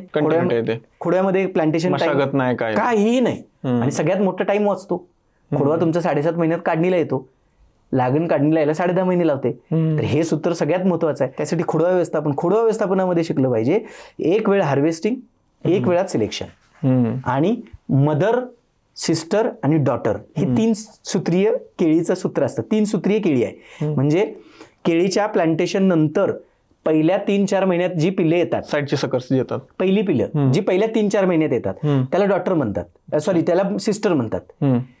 त्यानंतर वेन झाल्यावर पण जी येतात त्याला पण सिस्टरच म्हणतात. अच्छा, ते घ्यायचे नाहीत आपण, ते अजिबात घ्यायचे नाहीत. आणि जेव्हा केळी काढणीला येते त्यावेळेला जी येतात त्याच्यामध्ये फरक असतो. ती जमिनीपासूनच त्याला पानं येतात, लगेच 6 ते 8 इंचाच्या उंचीवर पानं येतात, त्याला डॉटर म्हणतात. आणि आपल्याला डॉक्टरच घ्यायचे. अच्छा, ती घ्यायची नंतर. तर डॉक्टर म्हणजे DNA असणारी पुढची पिढी, म्हणजे 100% DNA. आणि सिस्टर म्हणजे शेअरिंग DNA. शेअरिंग म्हणजे त्याच कंदावर आलेली असते जी मदर म्हणून लावलेलं आहे. त्यामुळे तुमचं हायर प्रोडक्शन कधी खूप महत्वाचं आहे. हायर प्रोडक्शन कधीही येत नाही, कारण सकर्स तोच होता ना. बरोबर. त्यामुळे तो कधी आलाच नाही. त्यामुळे आपल्याला हे शेतकऱ्यांनी समजून घ्यायला पाहिजे. आता शेतकरी घाबरतात, अरे 3 महिने लेट होईल, मी ते कव्हर करते नंतर. सायन्सच असं आहे, फिजिओलॉजीच अशी आहे, जोपर्यंत काळजीपूर्वक लक्षात घ्या, जोपर्यंत केळीचा घड तुम्ही केळीवरनं उतरत नाही तोपर्यंत पुढच्या पिढीचा पहिला दिवस सुरू होत नाही. ओके. 3 महिने की मग ते धरायचं, पहिला दिवस येतो, चालू होतो. मग तुम्ही 3 महिने अगोदर जे सोडले ना त्याला वॉटर सकर्स म्हणतात. का? त्याची जे पहिला दिवस आलेलाच नाही, तो घड काढल्यानंतरच पहिला दिवस चालू. आणि आम्ही जे आत्ता सोडले त्याचाही पहिला दिवस. त्यामुळं हे प्रूव्ह झालंय, हजारो शेतकऱ्यांनी आता फॉलो करून गेलेलं आहे.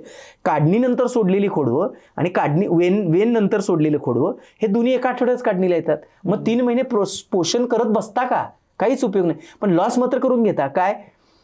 आता दोन्हीचा कंद काय आहे? एकच आहे. म्हणजे सकर्स, म्हणजे वॉटर सकर्स, ज्याला सिस्टर म्हणतो ते, आणि मदर ह्याचा कंद काय आहे? एकच आहे. ते 2 आहेत का? नाही, त्याच्यावर चालेल ना ते. बरोबर. मग फूड चेन कुठली? दोन्हींची एकच. म्हणजे काय? स्टोरेज सकर म्हणजे मदर. बरोबर. म्हणून जर तुम्ही खोडवं पहिल्यांदा पकडलं तर 4 किलो वजन घटतं. हे पण प्रूव्ह झाले. मग इथं 4 किलो आणि फ्रूट केअरमुळे 6 किलो, 10 किलो जर ह्या प्रॅक्टिसनं जर वजन तुमचं वाढणार असेल तर केळीमध्ये तुम्ही प्रीमियमला जाल. म्हणजे 22 किलोचं 32 किलो होऊन जातं. मग तुम्ही प्रीमियम मध्ये येताय, मग खर्चाचं गणित सहज बसतं. 6वं सूत्र झालं. आणि 7वं सूत्र सगळ्यात अगदी मौल्यवान सूत्र, की आपण जी केळी एंटायर केळी व्यवस्थापन बघितलं आतापर्यंत ही सगळी प्रॅक्टिस मधली सूत्र आहेत. आणि 7वं सूत्र जे केळीचं आहे ते 7वं सूत्र काय, की परफेक्ट पाणी व्यवस्थापन, वॉटर मॅनेजमेंट. हे कुणालाच कळत नाही, म्हणजे त्यात कन्फ्युज असतं. काय स्टेजवर द्यायचं. जसं केळीला पाणी लागतं, एक साधा फंड आहे, 1 पान 1 लिटर पाणी. साधं सरळ सोपं गणित. 1 पानाचा जन्म आठवड्यानं होतो. पावसाळ्यात लावलेली केळी असेल आठवड्यानं होतो. 1 लिटर पाणी आठवड्याला वाढत राहायचं. उन्हाळ्यात केळी लावली आहे, 5 दिवसांनी केळी येते. प्रत्येक 5व्या दिवशी पाणी जे जाणार आहे ते 1 तास, म्हणजे 1 तास वाढलं पाहिजे एका झाडासाठी. मग एका झाडाला ड्रिपर किती? डबल ड्रिप टाकली आहे, 40 सेंटीमीटर 50 सेंटीमीटर आहे, तर 6 ड्रिपर आहेत. तर 6 ड्रिपर असले तर 6 लिटर जाणार. म्हणजे आम्हाला किती? आठवड्याला 5-5 मिनिटं पाणी वाढवत फक्त गेलं पाहिजे. तर मग बरोबर माझं 1-1 लिटर पाणी वाढत जातं. हे सूत्र जर बघितलं, पानाला 1 लिटर पाणी, एका पानाला 300 मिली पाणी लागतं. एका पाना सर्वी इव्हॉपरेशन रेट, सॉइल स्टोरेज, हे सगळं कॅल्क्युलेट केलं तर 700 मिली पाणी ड्रॉप होतं आणि 300 मिली पानापर्यंत पोहोचतं. म्हणून आम्ही 1 लिटर डिलिव्हर करायचं. पानापर्यंत किती पोहोचतं? 300 मिली पोहोचतं. हे टोटल 7 सूत्र आहेत. ही 7 सूत्र आहेत. ही जर केळीत अंमलबजावली तर एक्सपोर्ट पहिल्या वर्षीच्या केळी करतात शेतकरी. आणि एक शेवटचा प्रश्न मला सांगा, तुम्ही हे सगळं कॅल्क्युलेट करून एका एकरमध्ये किती पैसे शिल्लक मिनिमम राहू शकतात, मॅक्सिमम राहू शकतात? अर्थकरण म्हणतो त्याला आम्ही. केळीचं अर्थकारण सोपं आहे का, तर खूप सोपं आहे. केळी चांगली पीक खरंच भवितव्य देणारं भारताला पीक आहे का, तर मी म्हणेन महाराष्ट्राला तरी एक नंबरचं भवितव्य आहे. का महाराष्ट्राला भवितव्य आहे, कारण महाराष्ट्रात एक्सपोर्ट क्वालिटी केळी प्रोड्युसर पण आहेत आणि महाराष्ट्र हा निर्यातीचा दावेदार राज्य आहे. त्याचं कारण महाराष्ट्राकडे मुंबई आहे. बरोबर. आणि महाराष्ट्राकडे मुंबई आहे म्हणून आमच्याकडे पोर्ट आहे. ट्रान्झिट टाइम आमचा 1.5 दिवसाचा आहे, 1 दिवसाचा आहे. आणि त्यामुळे आम्ही कमी वेळात कधी शेवटच्या गेट ओपन करेपर्यंत आम्ही एक्सपोर्ट करू शकतो, जे बाकी राज्यांना शक्य नाही. महाराष्ट्र नुसतं भारत सोडा, महाराष्ट्र हा सुद्धा विविध वातावरणाने नटलेला आहे. त्यामुळे महाराष्ट्र एकटा सुद्धा 100% केळीची सप्लाय चेन डेव्हलप करू शकतो. बरोबर. एकटा सप्लाय चेन डेव्हलप करू शकतो, एवढे विभिन्नता आहे महाराष्ट्रात. जसे की आपण बघितलं पश्चिम महाराष्ट्र बघितलं डिटेलमध्ये, मराठवाडा बघितलं, विदर्भ बघितला, खानदेश बघितला. हे सगळे वेगवेगळे प्रदेश आहेत. हे नैसर्गिक परिस्थितीने बनलेले आहेत आणि हे जमीन वातावरणानुसार बनलेले आहेत आणि तिथल्या संस्कृती त्या वातावरणानुसार. अर्थकारण काय सांगतं, आम्ही सरळ शेतकऱ्यांना सांगतो, निराश होऊ नका. 7 रुपयेचा दर, पडलेला भाव आणि 40 टन केळी, ह्या 2 गोष्टी टार्गेट करा. 2,80,000 रुपये होतात किमान. लागणीला आणि खोडव्याला वेगवेगळे सेम नाही, दोन्हीलाही सेम उत्पन्न असतं. तुम्ही दावेदार व्हा, व्यवस्थापन शिकून घ्या. पडलेला भाव धरा, 7 रुपयेचा भाव, 40 टन केळी, टार्गेट 40 टनाला करा. 40 टन मला पिकवायचे आहे, भाव 7च मिळणार आहे, 2,80,000 रुपये. मोठ्यात मोठा खर्च, लागवड, खतांवरचा खर्च 38,000, प्री प्लांटेशन एक्सपेन्सेस म्हणजे पूर्व मशागतीचा खर्च 26,000. म्हणजे त्याच्यात सगळं आलं, बेड टाकण्यापासून इव्हन त्याच्यामध्ये अगदी इरिगेशन, प्री इरिगेशन पण आलं, सगळं आलं. त्यानंतर आंतरमशागत, इंटरकल्टिवेशन म्हणजे पिल्ली कापत राहणे, कधी कधी तणनाशक मारली, हा सगळा खर्च हा 16,000 सर्वात जास्त. सगळं एक्स्ट्रीम लेवलला धरतोय. रोप 28,000 ते 32,000.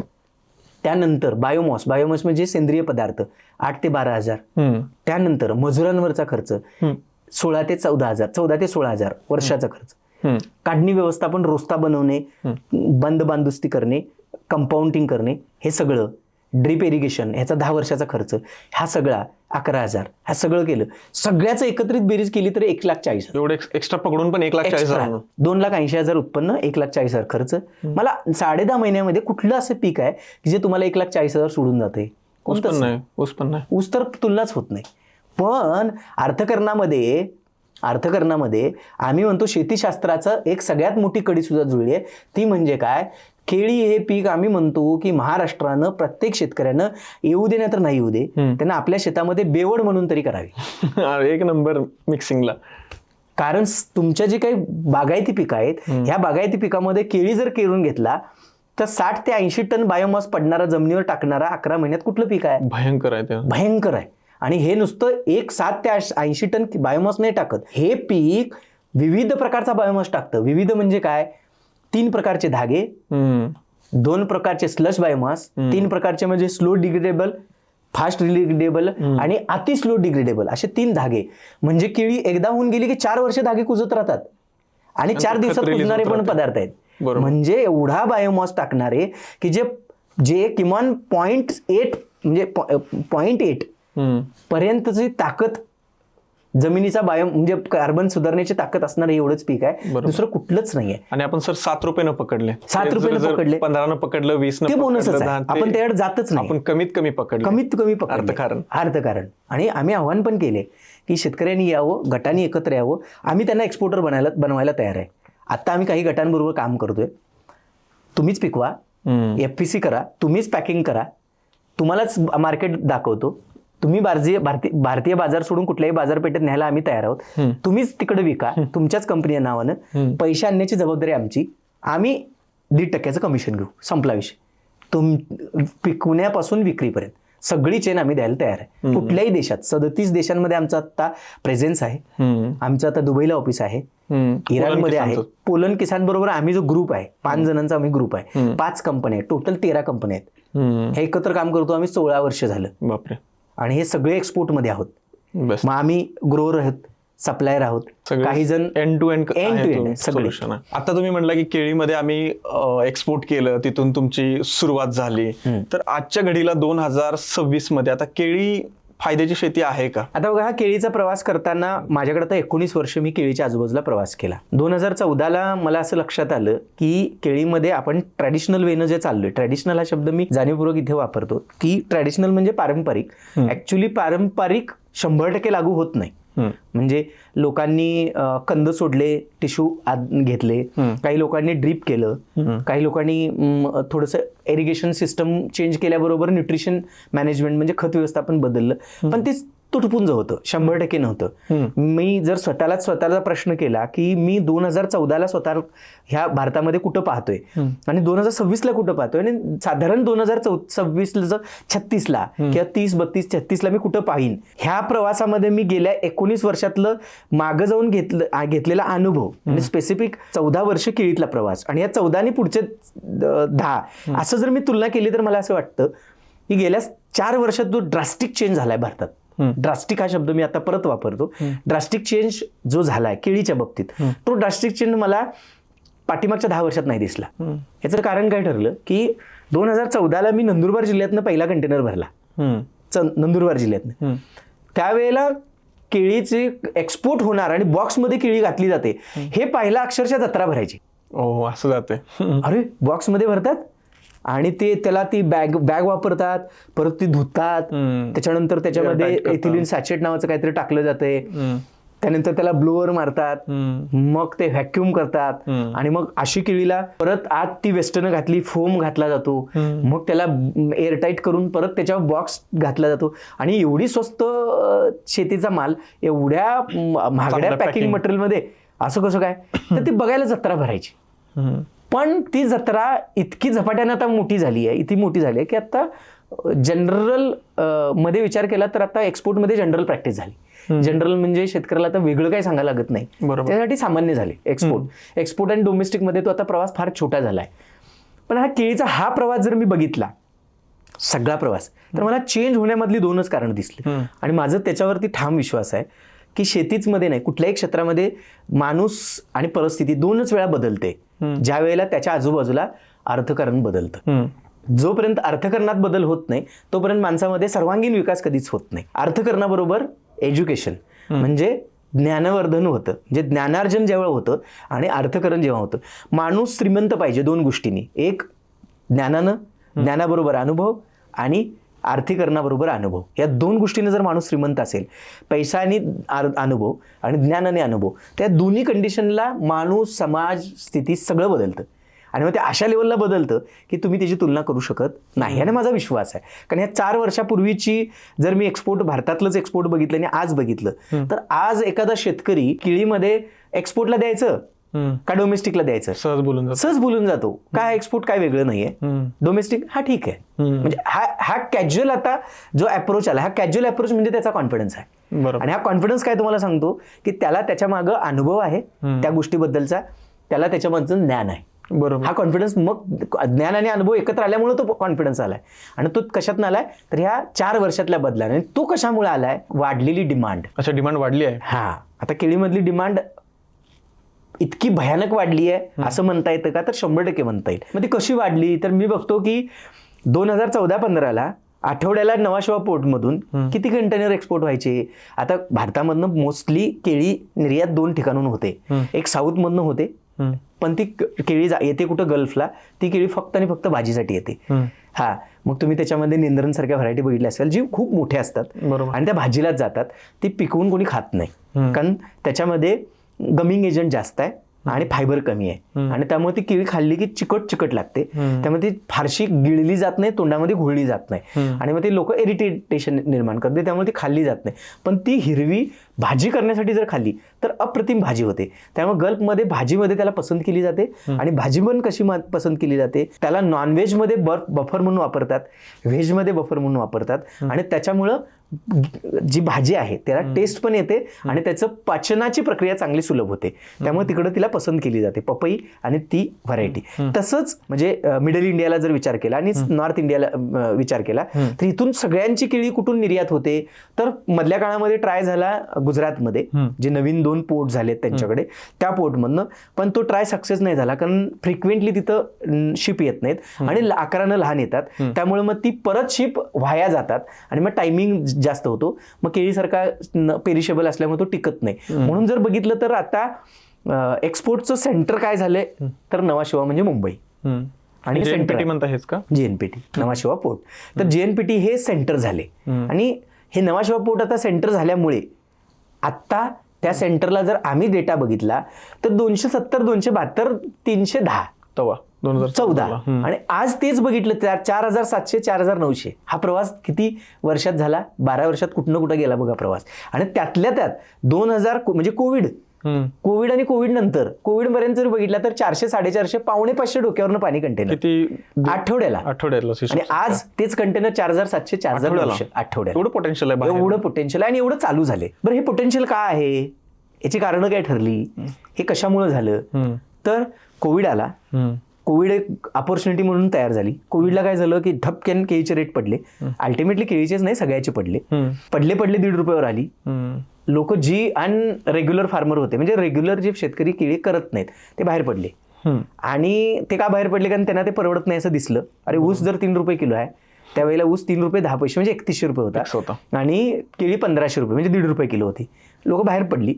आणि 21ला असं झालं की कोविडमध्ये जे जगभरामध्ये जे बलाढ्य देश आहेत, जे निर्यात करतात, मोठा हिस्सा ज्यांनी स्वतःचा होल्ड करून कोण आहे केळीमध्ये बघितलं तर नंबर 1 ला आता आहे इक्वाडोर, 2 नंबरला आहे फिलिपिन्स आणि 3 नंबरला आहे कोस्टारिका. त्यानंतर आपला नंबर किती निर्यातीमध्ये? तर आपला नंबर आजच्या देशाच्या एकूण आकडेवारीमध्ये, जगाच्या आकडेवारीमध्ये बघितला तर आपला नंबर येतो 197. एवढं लेट आहे? हा, खूप लेट आहे. 4700 आठवड्याला कंटेनर जाते तरी पण एवढं लांब आहे. म्हणजे किती पोटेन्शियल आहे आपला? 197 वरचा आता ह्या 2 वर्षात इम्प्रूव्ह होत होत होत आपण 136 वर आलोय. आता हा डेटा ह्या वर्षीचा आला की तो कदाचित 100च्या आजूबाजूला येईल. पण 100 सुद्धा काय छोटा आकडा आहे का? म्हणजे अजून आपण कुठं आहे? मग अजून आपण इतक्या पाठीमागं आहे की आपल्याला किती, म्हणजे स्कायज लिमिट आहे, इतकी मोठी लिमिट आहे. लाखो कंटेनर जाऊ शकतात. एवढा मोठा पोटेन्शियल आहे. मग आपण आता का पोचत नाही किंवा ही संधी का आली? आपल्याला 300-400 कंटेनरवरून 4700 वर कंटेनर कसे पोहोचले? हे खरं काय आहे? हे वास्तव आहे का? आणि कसं वास्तव हे सिद्ध झालं? तर याचं कारण काय ठरलं? कोविड नंतर आपल्यातले बाहेर पडले. त्याच वेळेला इक्वाडोर आणि फिलिपिन्सनं झोन बंदी लागू केली. आता ही झोन बंदी काय आहे? तिकडे बघा, तिकडे शेती करणारे शेतकरी नाही आहेत. मग इक्वाडोरमध्ये जा, इक्वाडोरमध्ये गेला की चिकिटा ब्रँड आहे, म्हणजे डोलमेंटो कंपनी आहे. फिलिपिन्सला गेला की डोलच ब्रँड आहे आणि डोलच कंपनी आहे. ह्या दोन्ही कंपनी आहेत आणि ह्यांनी लाखो नाही करोडो एकर क्षेत्र होल्ड करून ठेवले, लीजवर घेऊन ठेवले. लीजवर, आणि लॉंग लीज आहेत. म्हणजे 100 वर्ष, 125 वर्ष अशा लीज आहेत. बापरे. काही ठिकाणी गव्हर्नमेंटच्या लँड आहेत, काही ठिकाणी प्रायव्हेट लँड आहेत, पण अख्खी गावाच्या गावं घेतलेत आणि ते लार्ज स्केलवर करतात. त्यामुळे त्यांचं होल्ड आहे. त्याचबरोबर इक्वाडोरमध्ये गेला तुम्ही, 2च ऋतू आहेत. फिलिपिन्समध्ये गेला तरी मर्ज होणारे 2च ऋतू आहेत. ह्या दोन्ही ऋतूमुळे त्यांच्याकडे वातावरण 25 ते 32 मध्ये स्टेबल आहे. त्यामुळे वर्षभर केळीचं प्रोडक्शन चालतं. बरोबर. ऋतुचक्र नसल्यामुळे वर्षभर चालतं. त्यामुळे त्यांची मार्केटवर पकड आहे. 365 दिवस ते ठोक म्हणतात. म्हणजे जर ते म्हणजे समजा गल्फमध्ये आले, गल्फमध्ये एखाद्या कंपनीसमोर बसले, त्या कंपनीची अपेक्षा काय असते की बाबा रे, मला वर्षाला, आमच्याकडे कसं आपण थैल्यावर विकतो, बरोबर आहे, म्हणजे गाड्यावर विकतो, तिकडं सुपर मार्केटला विकलं जातं. म्हणजे जसं आता किराणा स्टोर असतात तशी सुपर मार्केट आहेत, तसं विकलं जातं. तिथं बिझनेस कसा चालतो की आमच्याकडे कोल्ड स्टोरेज आहे, तर मी घाऊक व्यापारी, म्हणजे माझंच कोल्ड स्टोरेज, मीच घाऊक व्यापारी, आणि मी माझ्या अंडर काय करतो, 15, 20, 25 जण सप्लायर चेन तयार करतो. कुठली सप्लायर? ते पण घाऊक सप्लायर, म्हणजे कसले की जे सुपर मार्केटला सप्लाय करतील. मी कोल्ड स्टॅन पण चालवतो आणि बल्क परचेसर आहे, मी बायर पण आहे, पण मी डायरेक्ट खाली सुपर मार्केटला जात नाही. मग मी काय करतो, 5000 कंटेनर ह्याला, 5000 कंटेनर ह्याला, 5000 कंटेनर ह्याला, अशा तिथल्या परराज्यांमध्ये ते सुपर मार्केटला सप्लाय करतात. जसं की आता भारतामध्ये इम्पोर्ट करणारी बंदरं किती आहेत, तर 58 आहेत. इम्पोर्ट जिथं रेग्युलर इम्पोर्ट होतो, 58 आहेत. मग चेन्नई आहे, मोठं पोर्ट आहे खाली, किंवा केरळाला आहे कोची पोर्ट, खूप मोठं आहे. नवा शिवा आहे, गुजरातला आहे. इम्पोर्ट करणारी मोठी आहेत, पण एक्सपोर्ट होणारी लिमिटेड आहेत. ओके, बरोबर. आता खाली हळद खालीच खालनं साऊथ वरनच का होते? कारण ती स्टॉक आहे, कधी येईल तेव्हा आपल्याला एक्सपोर्ट करता येते. तसं केळी तुम्हाला स्टॉक करून विकता येते का? नाही. म्हणून पेरिशेबल आहे, त्याला मुंबईला शिवाय पर्याय नाही. आणि मुंबईला जी मोठी जहाजं लागतात ती भारतात इकडंच तर कुठेही लागत नाहीत. ही एक गोष्ट. तसं इक्वाडोरनं काय केलं की त्याच पिरियडला कोविडमध्ये त्यांच्याकडं बल्कमध्ये प्लांटेशन होतं. बल्क म्हणजे एका वेळेस 40 लाख एकर, 50 लाख एकर, मोठं. हा, ह्या वर्षात 40 लाख एकर लागणार तर 40 लाख एकर लागतं, असं मग बल्क लागतं. मग इथं 10,000चा प्लॉट, तिथं 60,000चा प्लॉट, तिथं 40,000चा प्लॉट असे लागतात. आणि ते लागतात किती, तर त्या 5-6 वर्षातच सगळं प्लांटेशन संपतं. आणि मग त्यांची खोडवी चालतात. किती चालतात? 28 खोडवी, 30 खोडवी, 32 खोडवी. का तर एन्व्हायरमेंट स्टेबल आहे. अलग लक्षात बघा. एवढी पिकं चालतात? हो, एवढे वर्ष. लागवण एकदा केली की ते प्रतिवर्षी काढत नाहीत. आपल्याकडे कसं 2च चालतात. 2च पिकाच्यावर काढू शकत नाही. हा, आपल्याकडे खुडवी काय येत नाही काढतात काय? हा, 28, 32, 34 खुडवी आहेत. बापरे बाप. आणि ते नवल वाटते. हा, मग 28, 30, 32 खुडवी काढून सुद्धा ते सगळे एक्सपोर्ट करतात. म्हणजे क्वालिटी किती चांगली आहे तरी पण. हा, म्हणजे त्यांच्याकडे दोन्ही गोष्टी आहेत. एक तर लॅब विथ लँड आहे, त्यामुळे त्यांचा कंट्रोल चांगला आहे. त्यांना कळतं आज काय प्रॉब्लेम आहे, डिसीज कुठला आहे, मला काय फवारायचा आहे. त्यांना कळतं आज डेफिशियंट काय आहे, मला काय सोडायचं आहे. हे लाईव्ह आणि तासात कळतं. त्यामुळे डेफिशियन्सी ओव्हर डेफिशियन्सीकडे जात नाही. आणि डेफिशियन्सी ओव्हर डेफिशियन्सीकडे गेली नाही तर डिसीज बनत नाही. बरोबर, सगळं कंट्रोलमध्ये आहे. करेक्ट. त्यामुळे ते टॉपला आहेत. त्यामुळे ते टॉपला आहेत. आणि हे आमच्याकडे होत नाही. आता कसं आहे, कारण आपल्याकडे स्कॅटर्ड लँड आहे, तुकड्या तुकड्यात आहे, कंट्रोल नाही. प्रत्येक तुकड्याचा मालक वेगळा आहे, निर्णय घेणारा वेगळा आहे, चालक म्हणजे ज्याला आपण चालक म्हणतो तो वेगळा आहे. तसं तिकडे काय झालं, झोनबंदी सुरू झाली. त्यांनी झोनबंदी किती वर्षातनं करतात, प्रत्येक 20 वर्ष 25 वर्षानं करतात. आणि झोनबंदी म्हणजे काय करतात, माझ्याकडे बाबा 5 लाख एकर क्षेत्र लागले तर मी त्याचे 5 भाग करतो. म्हणजे तिथे 5 भाग केले जातात. आणि ते कशासाठी केले जातात, त्यांच्याकडे डिसीज वाढतात. कारण शेवटी कुठल्याही गोष्टीला बायोलॉजिकल लिमिट आहे. मग ती एकदा डिसीज वाढायला लागली इतके वाढतात की मग 1000 रोपांमधली त्यांची 600 रोपच कटतात. आणि मग त्यांचं प्रोडक्शन परवडत नाही, कमी होतं. हा, म्हणजे ओव्हर एक्सपेन्सिव्ह होतं. बरोबर. तर तिथे काय व्हायचं की त्यांना लिमिटेशन यायच्या. मग बायोलॉजिकल लिमिटेशन्स त्यांच्याकडे सगळ्यात जास्त असायच्या. बायोलॉजिकल म्हणजे काय, त्यांच्याकडे एक्स्ट्रीम वेदर नाही कुठलंच, ना टेम्परेचर लो ना हाय. 12 महिने. हा, 12 महिने एक सर्टन टेम्परेचर राहतं. आणि सर्टन टेम्परेचर राहिल्यामुळे, जसं आता फिलिपिन्स म्हणला तर फिलिपिन्समध्ये बेटावर लागवड आहे केळीची सगळ्यात जास्त. आयलंड आहेत, 2 आयलंड आहेत, त्यातल्या एका आयलंडवर सगळ्यात जास्त लावली जाते. त्यामुळे तिथे वेदर एकदम स्टेबल आहे. आता त्यांचं लिमिटेशन्स काय यायचे की काही जरी प्रश्न आला, जसं की एखाद्या आता झाडाला व्हायरल डिसीज आला तर ते झाड त्यांना संपवावं लागायचं, तिथं डिस्ट्रॉय करायला लागायचं. आणि ते डिस्ट्रॉय झालं तर तो स्प्रेड व्हायचा नाही. आणि त्याला आयसोलेट केलं जायचं. मग आयसोलेट करताना कसं करायचं, त्याचा बेड कापायचा, त्यानंतर तिथे आजूबाजूच्या 10 झाडांना क्वारंटाईन करायचं. मग क्वारंटाईन करायचं म्हणजे काय करायचं, मग त्याला पेस्ट कंट्रोल नेट लावायचे पटकन 10 झाडांना. आज इथं व्हायरस डिसीज आहे तो पसरला नाही पाहिजे. बरोबर, एवढं मोठ्या 40 लाख एकरवर आहे म्हणलं करायलाच पाहिजे ते. हा, आणि मग त्याला क्वारंटाईन करायचं. आणि क्वारंटाईन करून त्या झाडांवरची लक्षणं चेंज झाली की त्याच्यावर कुठे एक बाबा पुढच्या 15-20 दिवसामध्ये जर डिसीज, तो व्हायरल डिसीज नाही आला तर मग ते क्वारंटाईन ओपन करायचं आणि मग ते झाड तेवढं डिस्ट्रॉय करायचं. तर अशी त्यांची पद्धत आहे. पण हे व्हायरस कंट्रोल तर करता येईल, पण बॅक्टेरियल कसा करायचा, फंगल कसा करायचा, कारण त्या कॉलनी सस्पेक्टेड आहेत, त्या लगेच दिसत नाहीत. त्या फॉर्म झाले की अशा रात्रीत फॉर्म होतात. आणि मग बॅक्टेरियल मध्ये जसा तो विल्ट सॉइलमध्ये, सॉइल बोर्न डिसीज जर डेव्हलप झाले, म्हणजे ज्याच्यामध्ये फिझोरियम विल्ट, ज्याला तुम्ही पनामा म्हणता, जो आहे फिझोरियम विल्ट, तो पनामामध्ये पहिल्यांदा डिटेक्ट झाला म्हणून त्याला पनामा नाव दिलं गेलं. पण तो आहे फिझोरियमच. हा फिझोरियम जर जमिनीत एकदा झाला तर जमीन काय करणार, आयसोलेट करू नाही शकत. नाहीच. आणि मग विश्रांती नावाचा प्रकारच नाही. बरोबर, कारण मिक्स मध्ये हार्वेस्टिंग चालू आहे. म्हणून मग त्यांना डिसीज मध्ये काय येतं की एकदा सॉइल मधनं चालू झाला पनामा किंवा त्यांची लिमिटेशन्स येतात. मग ते काय करतात, 25-30 वर्षानं, कधी कधी 35 वर्षानं, कधी कधी 15-20 वर्षानं ते मग काय करतात, त्यांच्या एरियानाच पूर्ण बॅन करतात. म्हणजे हे 4 जिल्ह्यामधली जी एवढी केळी आहे ती आता बॅन करा, लावायचीच नाही, पूर्ण लावायची नाही 3 वर्षासाठी. तिथं केळीचं एक रोप सुद्धा उगू द्यायचं नाही. जसं एकदा आणीबाणी जाहीर करतो की नाही आपण, तशी ती पूर्ण केळीसाठी आणीबाणी असते. मग तेव्हा त्यांचं प्रोडक्शन थांबत असेल, तिथे कमी होतं. हा, मग तिथं प्रोडक्शन त्यांचं 20-30% घटतं, कारण झोनच बंद झाला ना. मग आता हा झोन चालू झाला की दुसरा झोन, मग तिसरा झोन, मग चौथा आणि मग 5वा. त्याचा फायदा आपल्याला होत असेल. हा, मग तो 10 वर्ष चालतो ना झोन बंदी, मग त्यांचं प्रोडक्शन 30% खाली येतं. आणि ह्या वेळेला काय झालं की ह्या लोकांनी झोन बंदी आणली. त्यांची काही क्षेत्र जी इन्फेक्टेड होती त्याच्यासाठी त्यांनी काय आता विचार केला की कोरोना आलाय, किती वर्ष चालणार आहे माहित नाही, झोनबंदी करूया. आणि आता असंही लॉस आहे, कंपन्या लॉस जाण्यापेक्षा संधी करून घेऊ, झोनबंदी करून देऊ. आणि झोनबंदी केलेली कोरोना 2च वर्षात गायब झाला. पण आता झोनबंदी केलेली थांबता येत नाही. आणि बघा, सायकल तुटली. आणि तिथं बरोबर स्ट्रिक झालं की 21ला इंडियाला डिमांड जनरेट झाली. 21 नंतर इतिहास बघा, 20ला तिथं 300-350 कंटेनर आठवड्याला जात होते. आता आपण 4 आणि 4.5 पावणे 5 हजार कंटेनर पोहोचलो. संधी तयार झाली. ही संधी तयार झाली का, त्यांची झोनबंदी डिमांड आणि आपली सप्लाय चेन हे सगळं एकत्र मॅच झालं आणि याचा फायदा झाला की 2021 नंतरचे केळीचे भाव अप झाले. साधारण कधीही आम्ही 15, 14, 16च्या वरती रेट बघितले नाही ऍज अ एक्सपोर्टर म्हणून. ते रेट आम्ही 34 रुपयेपर्यंत बघितले किलोला. खूप चांगले रेट, भयानक ना, म्हणजे ते विचारच करू शकता. हे 21, 22, 23, 24, 25, 26 पर्यंत ह्या 5 वर्षात किती आहेत ऍव्हरेज रेट? ऍव्हरेज रेट बघितलं तर 26ला ह्याच गेल्या वर्षी 25ला 18 ऑक्टोबरला रेट खाली यायला चालू झाला. 18 ऑक्टोबरला रेट खाली आला, येता येता येता येता येता इतका खाली आला की तो 6 रुपयेपर्यंत आला, 3 रुपयेपर्यंत आला. एक्सपोर्टचा नाही आला, एक्सपोर्टचा रेट 9 रुपयाच्या खाली आलाच. रेसिड्यू फ्रीचा चांगला होता. केळीमध्ये साहेब आणि एक मी तुम्हाला सांगू इच्छितो की रेसिड्यू नॅचरली विचार केलं तर कोणी चेक करत नाही. गल्फमध्ये त्याला रिस्ट्रिक्शन नाही.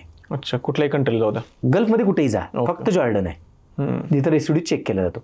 ऑफिशियली चेक केला जातो का तर 1,00,000% केला जातो, पण रिस्ट्रिक्शन नाही. त्यामुळं आपल्याकडे व्हेजिटेबल आणि फ्रुट्स हे जे गल्फमध्ये एक्सपोर्ट होतं त्याला काही रेसिड्यू संबंध नाही, फार रेसिड्यू रिस्ट्रिक्शन नाहीये, समजून घ्या. पण एक्सपोर्टचे काही मानांकन आहेत जी गल्फमध्ये चालतात आणि संधी म्हणून. तर एक्सपोर्टची काही मानांकन काय आहेत तर एक्सपोर्ट क्वालिटी बनाना म्हणजे काय? एक्सपोर्ट क्वालिटी बनाना म्हणजे सगळ्यात पहिली गोष्ट की स्वच्छ केळी. म्हणजे कोणती गोष्ट, कोणती व्यक्ती, प्राणी, कोणी पहिला डोळ्यानं खातो, बरोबर, आणि डोळ्याला पसंत पडली की मग तोंडात घालतो. म्हणजे बघतो, डाग नाही तर मग तोंडात जातं. तर दिसायलाच विद्रूप असेल तर तोंडाकडे आपला हात जातच नाही. ही सायकोलॉजी आहे आणि ह्या सायकोलॉजी प्रमाणे पहिल्यांदा जगभरामध्ये कुठेही व्यवसाय, कोणत्याही गोष्टीचा बिझनेस करायचा असेल तर पहिला आपल्याला काय करावं लागेल, त्याला खाण्याच्या स्पर्धेत उतरावं लागेल. तर मग ती खाण्याची स्पर्धा म्हणजे दिसायला सुंदर, चांगलं म्हणजे काय, डाग विरहित, रोग विरहित. दुसरी गोष्ट काय की लांबी चांगली असणारी केळी. म्हणजे बघा, जेवढी केळीच्या फळाचा जर अभ्यास केला सायंटिफिकली, जेवढं केळीच्या फळाची लांबी कमी तेवढा त्याचा कर्व मोठा. कर्व म्हणजे राऊंड, हाफ राऊंड ज्याला म्हणतो कर्व, बरोबर. हा अर्धचंद्र किंवा अर्धकोर हा जास्त. जेवढं फळ लहान तेवढं ते बेंड असतं, जेवढं फळ लांब तेवढा तो बेंड कमी, असं लांबतं. असं लांबतं, तो कर्व दिसायचा बंद होतो. जेवढं लांबत जाईल तसं नंतर नंतर शेवटी ते सरळच होतं, फक्त शेंडा वाकडा असतो. बरोबर. आणि हे कुठपर्यंत 7 इंचापर्यंत ते बेंड असतं. 9 इंचाला गेलं की अगदी हलकंसं बेंड असतं. आणि 10 इंचाची एकदा त्याने लांबी पास केली की ते फक्त शेंडा वाकडा असतो, परत पुढचं सगळं छानपैकी लांबीला असतं. आणि याचा फायदा एक्सपोर्टर म्हणून काय होतो तर पॅकिंग सुलभ होतं. बरोबर, समजतं का? बघा, चांगली पाहिजे, पॅकिंग फुगत नाही, बॉक्समध्ये ती केळी व्यवस्थित बसते, व्हायब्रेशन जनरेट करत नाही. बघा, ट्रॅव्हल टाइम मध्ये ज्यावेळेला रोड ट्रॅव्हलिंग करतो, दोन्ही एंडला रोड ट्रॅव्हलिंग आहे. एक फार्म टू कोल्ड स्टोरेज म्हणजे शिपिंग, तुमचं पोर्ट, फार्म टू पोर्ट पर्यंत एक रोड ट्रॅव्हलिंग आहे. पोर्ट टू परत सुपर मार्केट, परत रोड ट्रॅव्हलिंग आहे. ह्या दोन्ही रोड ट्रॅव्हलिंग मध्ये ज्या वेळेला बॉक्स जम्प करतात इंटरनल, त्यावेळेला जर लांब वाकडी केळी असेल तर ते एकमेकाला स्क्रॅच करते, डॅमेज होणार का तर आत पोकळी आहे, बसलेली नाही. बरोबर. शेतकऱ्याच्या दृष्टिकोनातून पण फार महत्वाची गोष्ट आहे की एक्सपोर्टर तुम्हाला कधी एंटरटेन करतो, जेव्हा लांबी जास्त आहे तेव्हाच चांगली. त्याला वादा म्हणतात आमच्याकडे. वादा हा शब्द आहे. वादा कसा आहे, व्यापाऱ्याला तुम्ही कधीतरी अप्रोच केलं की व्यापारी तुम्हाला म्हणतो की शेतकरी, ॲज अ शेतकरी म्हणून व्यापाऱ्याकडे गेला की शेतकरी तुम्हाला म्हणतो, व्यापारी त्याला विचारतो की तुमच्या केळीचा वादा कसा आहे. मग तो मग सांगतो की वादा 8 इंचाचा आहे, 9 इंचाचा आहे, मग वरचा वादा 12 इंचाचा आहे, खालचा 8 इंचाचा आहे. तसं लांबी हे एक एक्सपोर्टच्या दृष्टीनं खूप मोठं मानांकन आहे. मग एवढं तुम्ही सांगताय, आता पोटेन्शियल तर खूप आहे, बरोबर का? येणाऱ्या 10 वर्षामध्ये 15 वर्षामध्ये टेन्शनच नाही केळी करणाऱ्या शेतकऱ्याला, बरोबर का? टेन्शन नाही असं म्हणता येत नाही. एक मार्केट डिमांड म्हटलं तर टेन्शन नाही. मी असं म्हणजे विचार करा ना, म्हणजे एक्सपोर्टला पकडू शकतो मी. होय, बघा की आता विचार करा की ऍज अ पोटेन्शियल भारत किती केळी प्रोड्यूस करतो, जग किती करतं. जगाच्या एकूण 27% केळी आमचा एकटा देश करतो. म्हणजे जगाची जेवढी केळी उत्पादकता आहे पूर्ण जगाच्या, त्या जगाच्या उत्पादकतेच्या नंबर 1 ची उत्पादकता आमची आहे. म्हणजे सगळ्यात मोठा ग्रोवर कोण आहे? आम्हीच आहोत. जग एकूण प्रोड्यूस करतं त्याच्या 27% आम्ही एकटेच प्रोड्यूस करतो. मग किती करतो ते 35 ते 37 दशलक्ष मेट्रिक टन केळी आम्ही प्रतिवर्षी प्रोड्यूस करतो. म्हणजे एरिया आपला जास्त आहे असं तुम्ही म्हणताय. व्हॉल्यूम जास्त आहे, एरिया पण जास्त आहे जगाच्या तुलनेत. म्हणजे जगात नंबर 1 चा देश कुठला आहे केळी प्रोडक्शन मध्ये तर आम्ही आहोत. मग तुम्ही 197 नंबर मगाशी सांगितला तो एक्सपोर्ट मध्ये आहे. अच्छा, एक्सपोर्ट मध्ये होता तो. हा, उत्पादनात आम्ही कितव्या नंबरला आहे? 1 नंबरला आहे. बरं. पण एक्सपोर्ट मध्ये कुठे आहे? 197. आता 135, येणाऱ्या काळात कदाचित 100 असेल. आता हळूहळू वाढायला लागले. पण तरी देखील आपण स्पर्धेत आहोत का? नाही ना. नाही, खूप लांब आहे. खूप लांब आहे. म्हणजे बघा, आपण प्रोडक्शनमध्ये एक आहे, तर आता बारकाईने विचार केला ना तर प्रोडक्शनमध्ये नंबर 1ला आहे. बरोबर. केळीचं प्रोडक्शन काय एका वर्षात तर वाढलेलं नाही.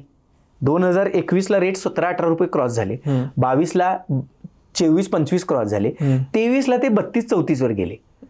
22 पासून हे क्षेत्र बंप वाढले, जंप झाले. 23, 24, 25 ह्या 3 वर्षात तर त्याने लिमिट तोडली. क्षेत्र वाढले त्यामुळे आता कमी झाला काय रेट? पण नाही. आता बघा, शेतकऱ्यांच्यात अजूनही गोंधळ आहे.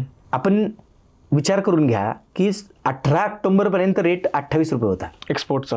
सगळ्याच. 18 ऑक्टोबर 2025 पर्यंत सगळ्याचाच. तो काय डोमेस्टिक आणि एक्सपोर्ट मध्ये काय फरक नसतो, आजही नसतो. सेमच रेट असतो. 2 रुपये 1 रुपये बस, मग सेमच समजू आपण. जवळपास एकाच नावेत दोन्ही गाड्या आहेत, म्हणजे एकाच नावेतून दोघेही चाललेत. असं का? कारण उत्तरेकडे आज तुम्ही विचार करा, अख्ख्या जगाच्या 27% प्रोडक्शन कुणाचं आहे? आमचं आहे. बरोबर. आणि एक्सपोर्ट किती आहे जगाच्या तुलनेमध्ये? तर आज आपण 100च्या पाठीमागे आहे नंबरात, फार कमी. आणि एक्सपोर्टच्या तुलनेत, उत्पादनाच्या तुलनेत एक्सपोर्ट किती टक्के करतोय आपण? 2.25 ते 3% फक्त उत्पादनाच्या तुलनेत. 3% पण कधी? एक्स्ट्रीम कोविडच्या टाइमला. त्याच्या आधी बाजूला तर आम्ही 1.5% 2%च आहे, त्याच्या पुढे गेलोच नाही. मग तुम्ही विचार करा की केळी कन्झम्पशनमध्ये जगात नंबरला 1 कोण आहे? आपणच आहोत. आपणच म्हणाय. आपल्या एवढं जगात कोणच कन्झम्पशन करत नाही.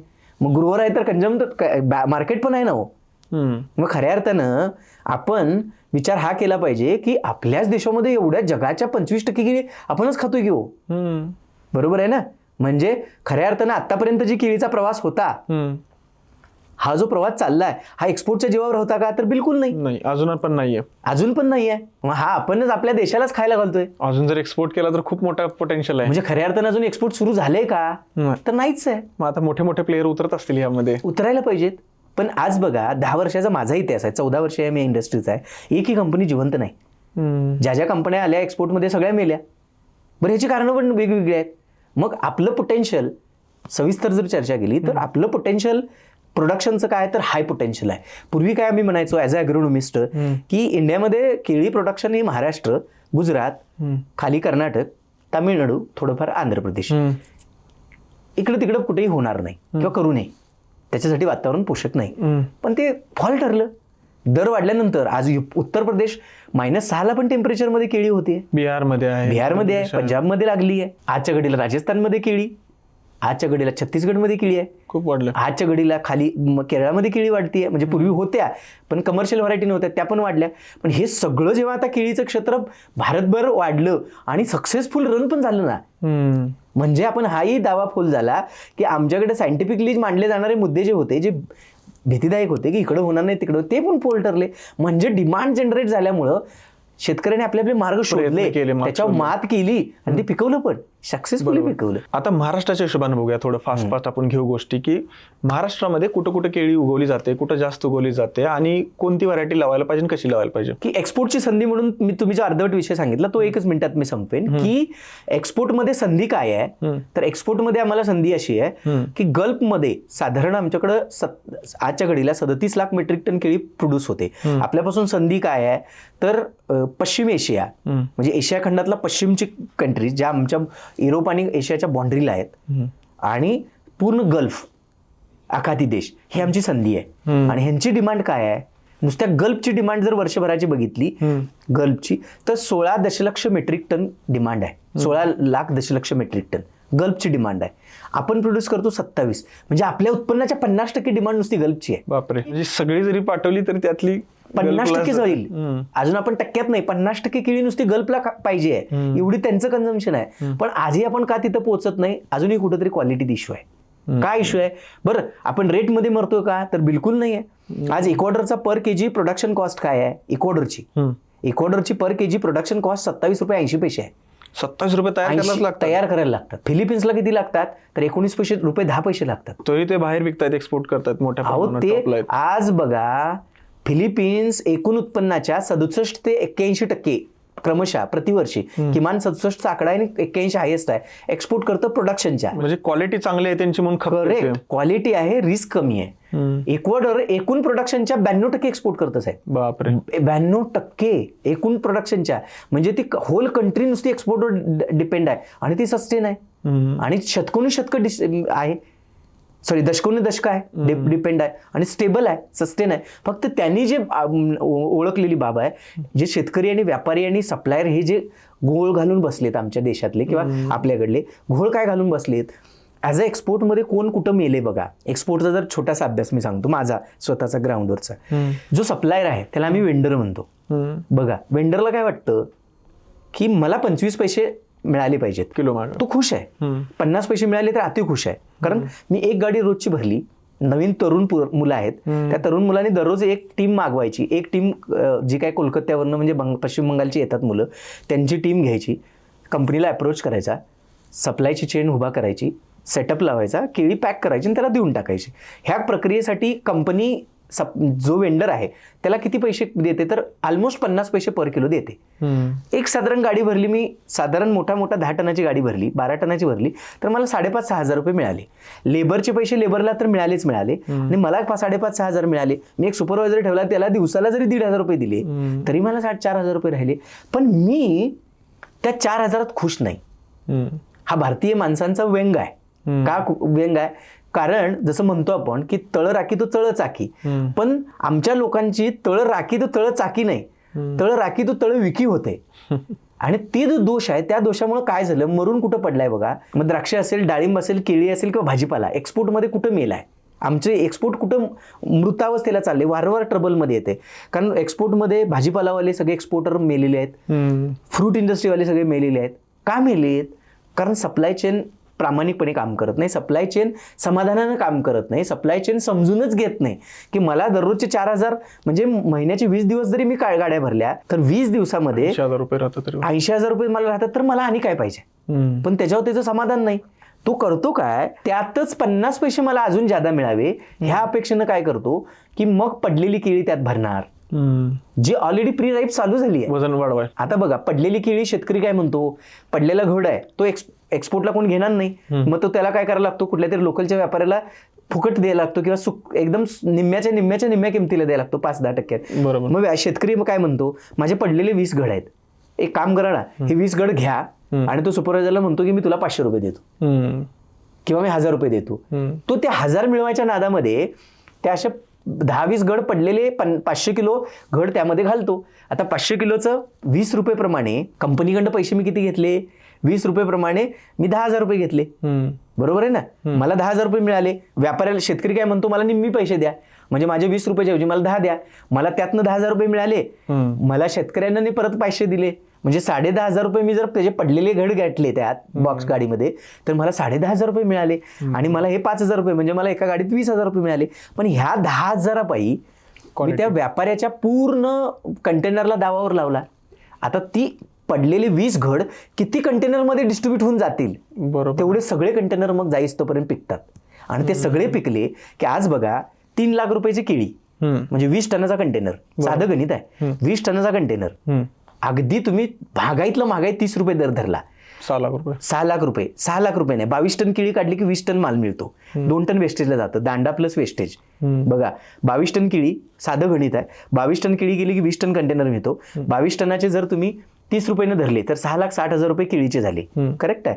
पण 6,60,000 वरती तिकडच्या देशात गेल्यानंतर 64% 68% इम्पोर्ट ड्युटी आहे.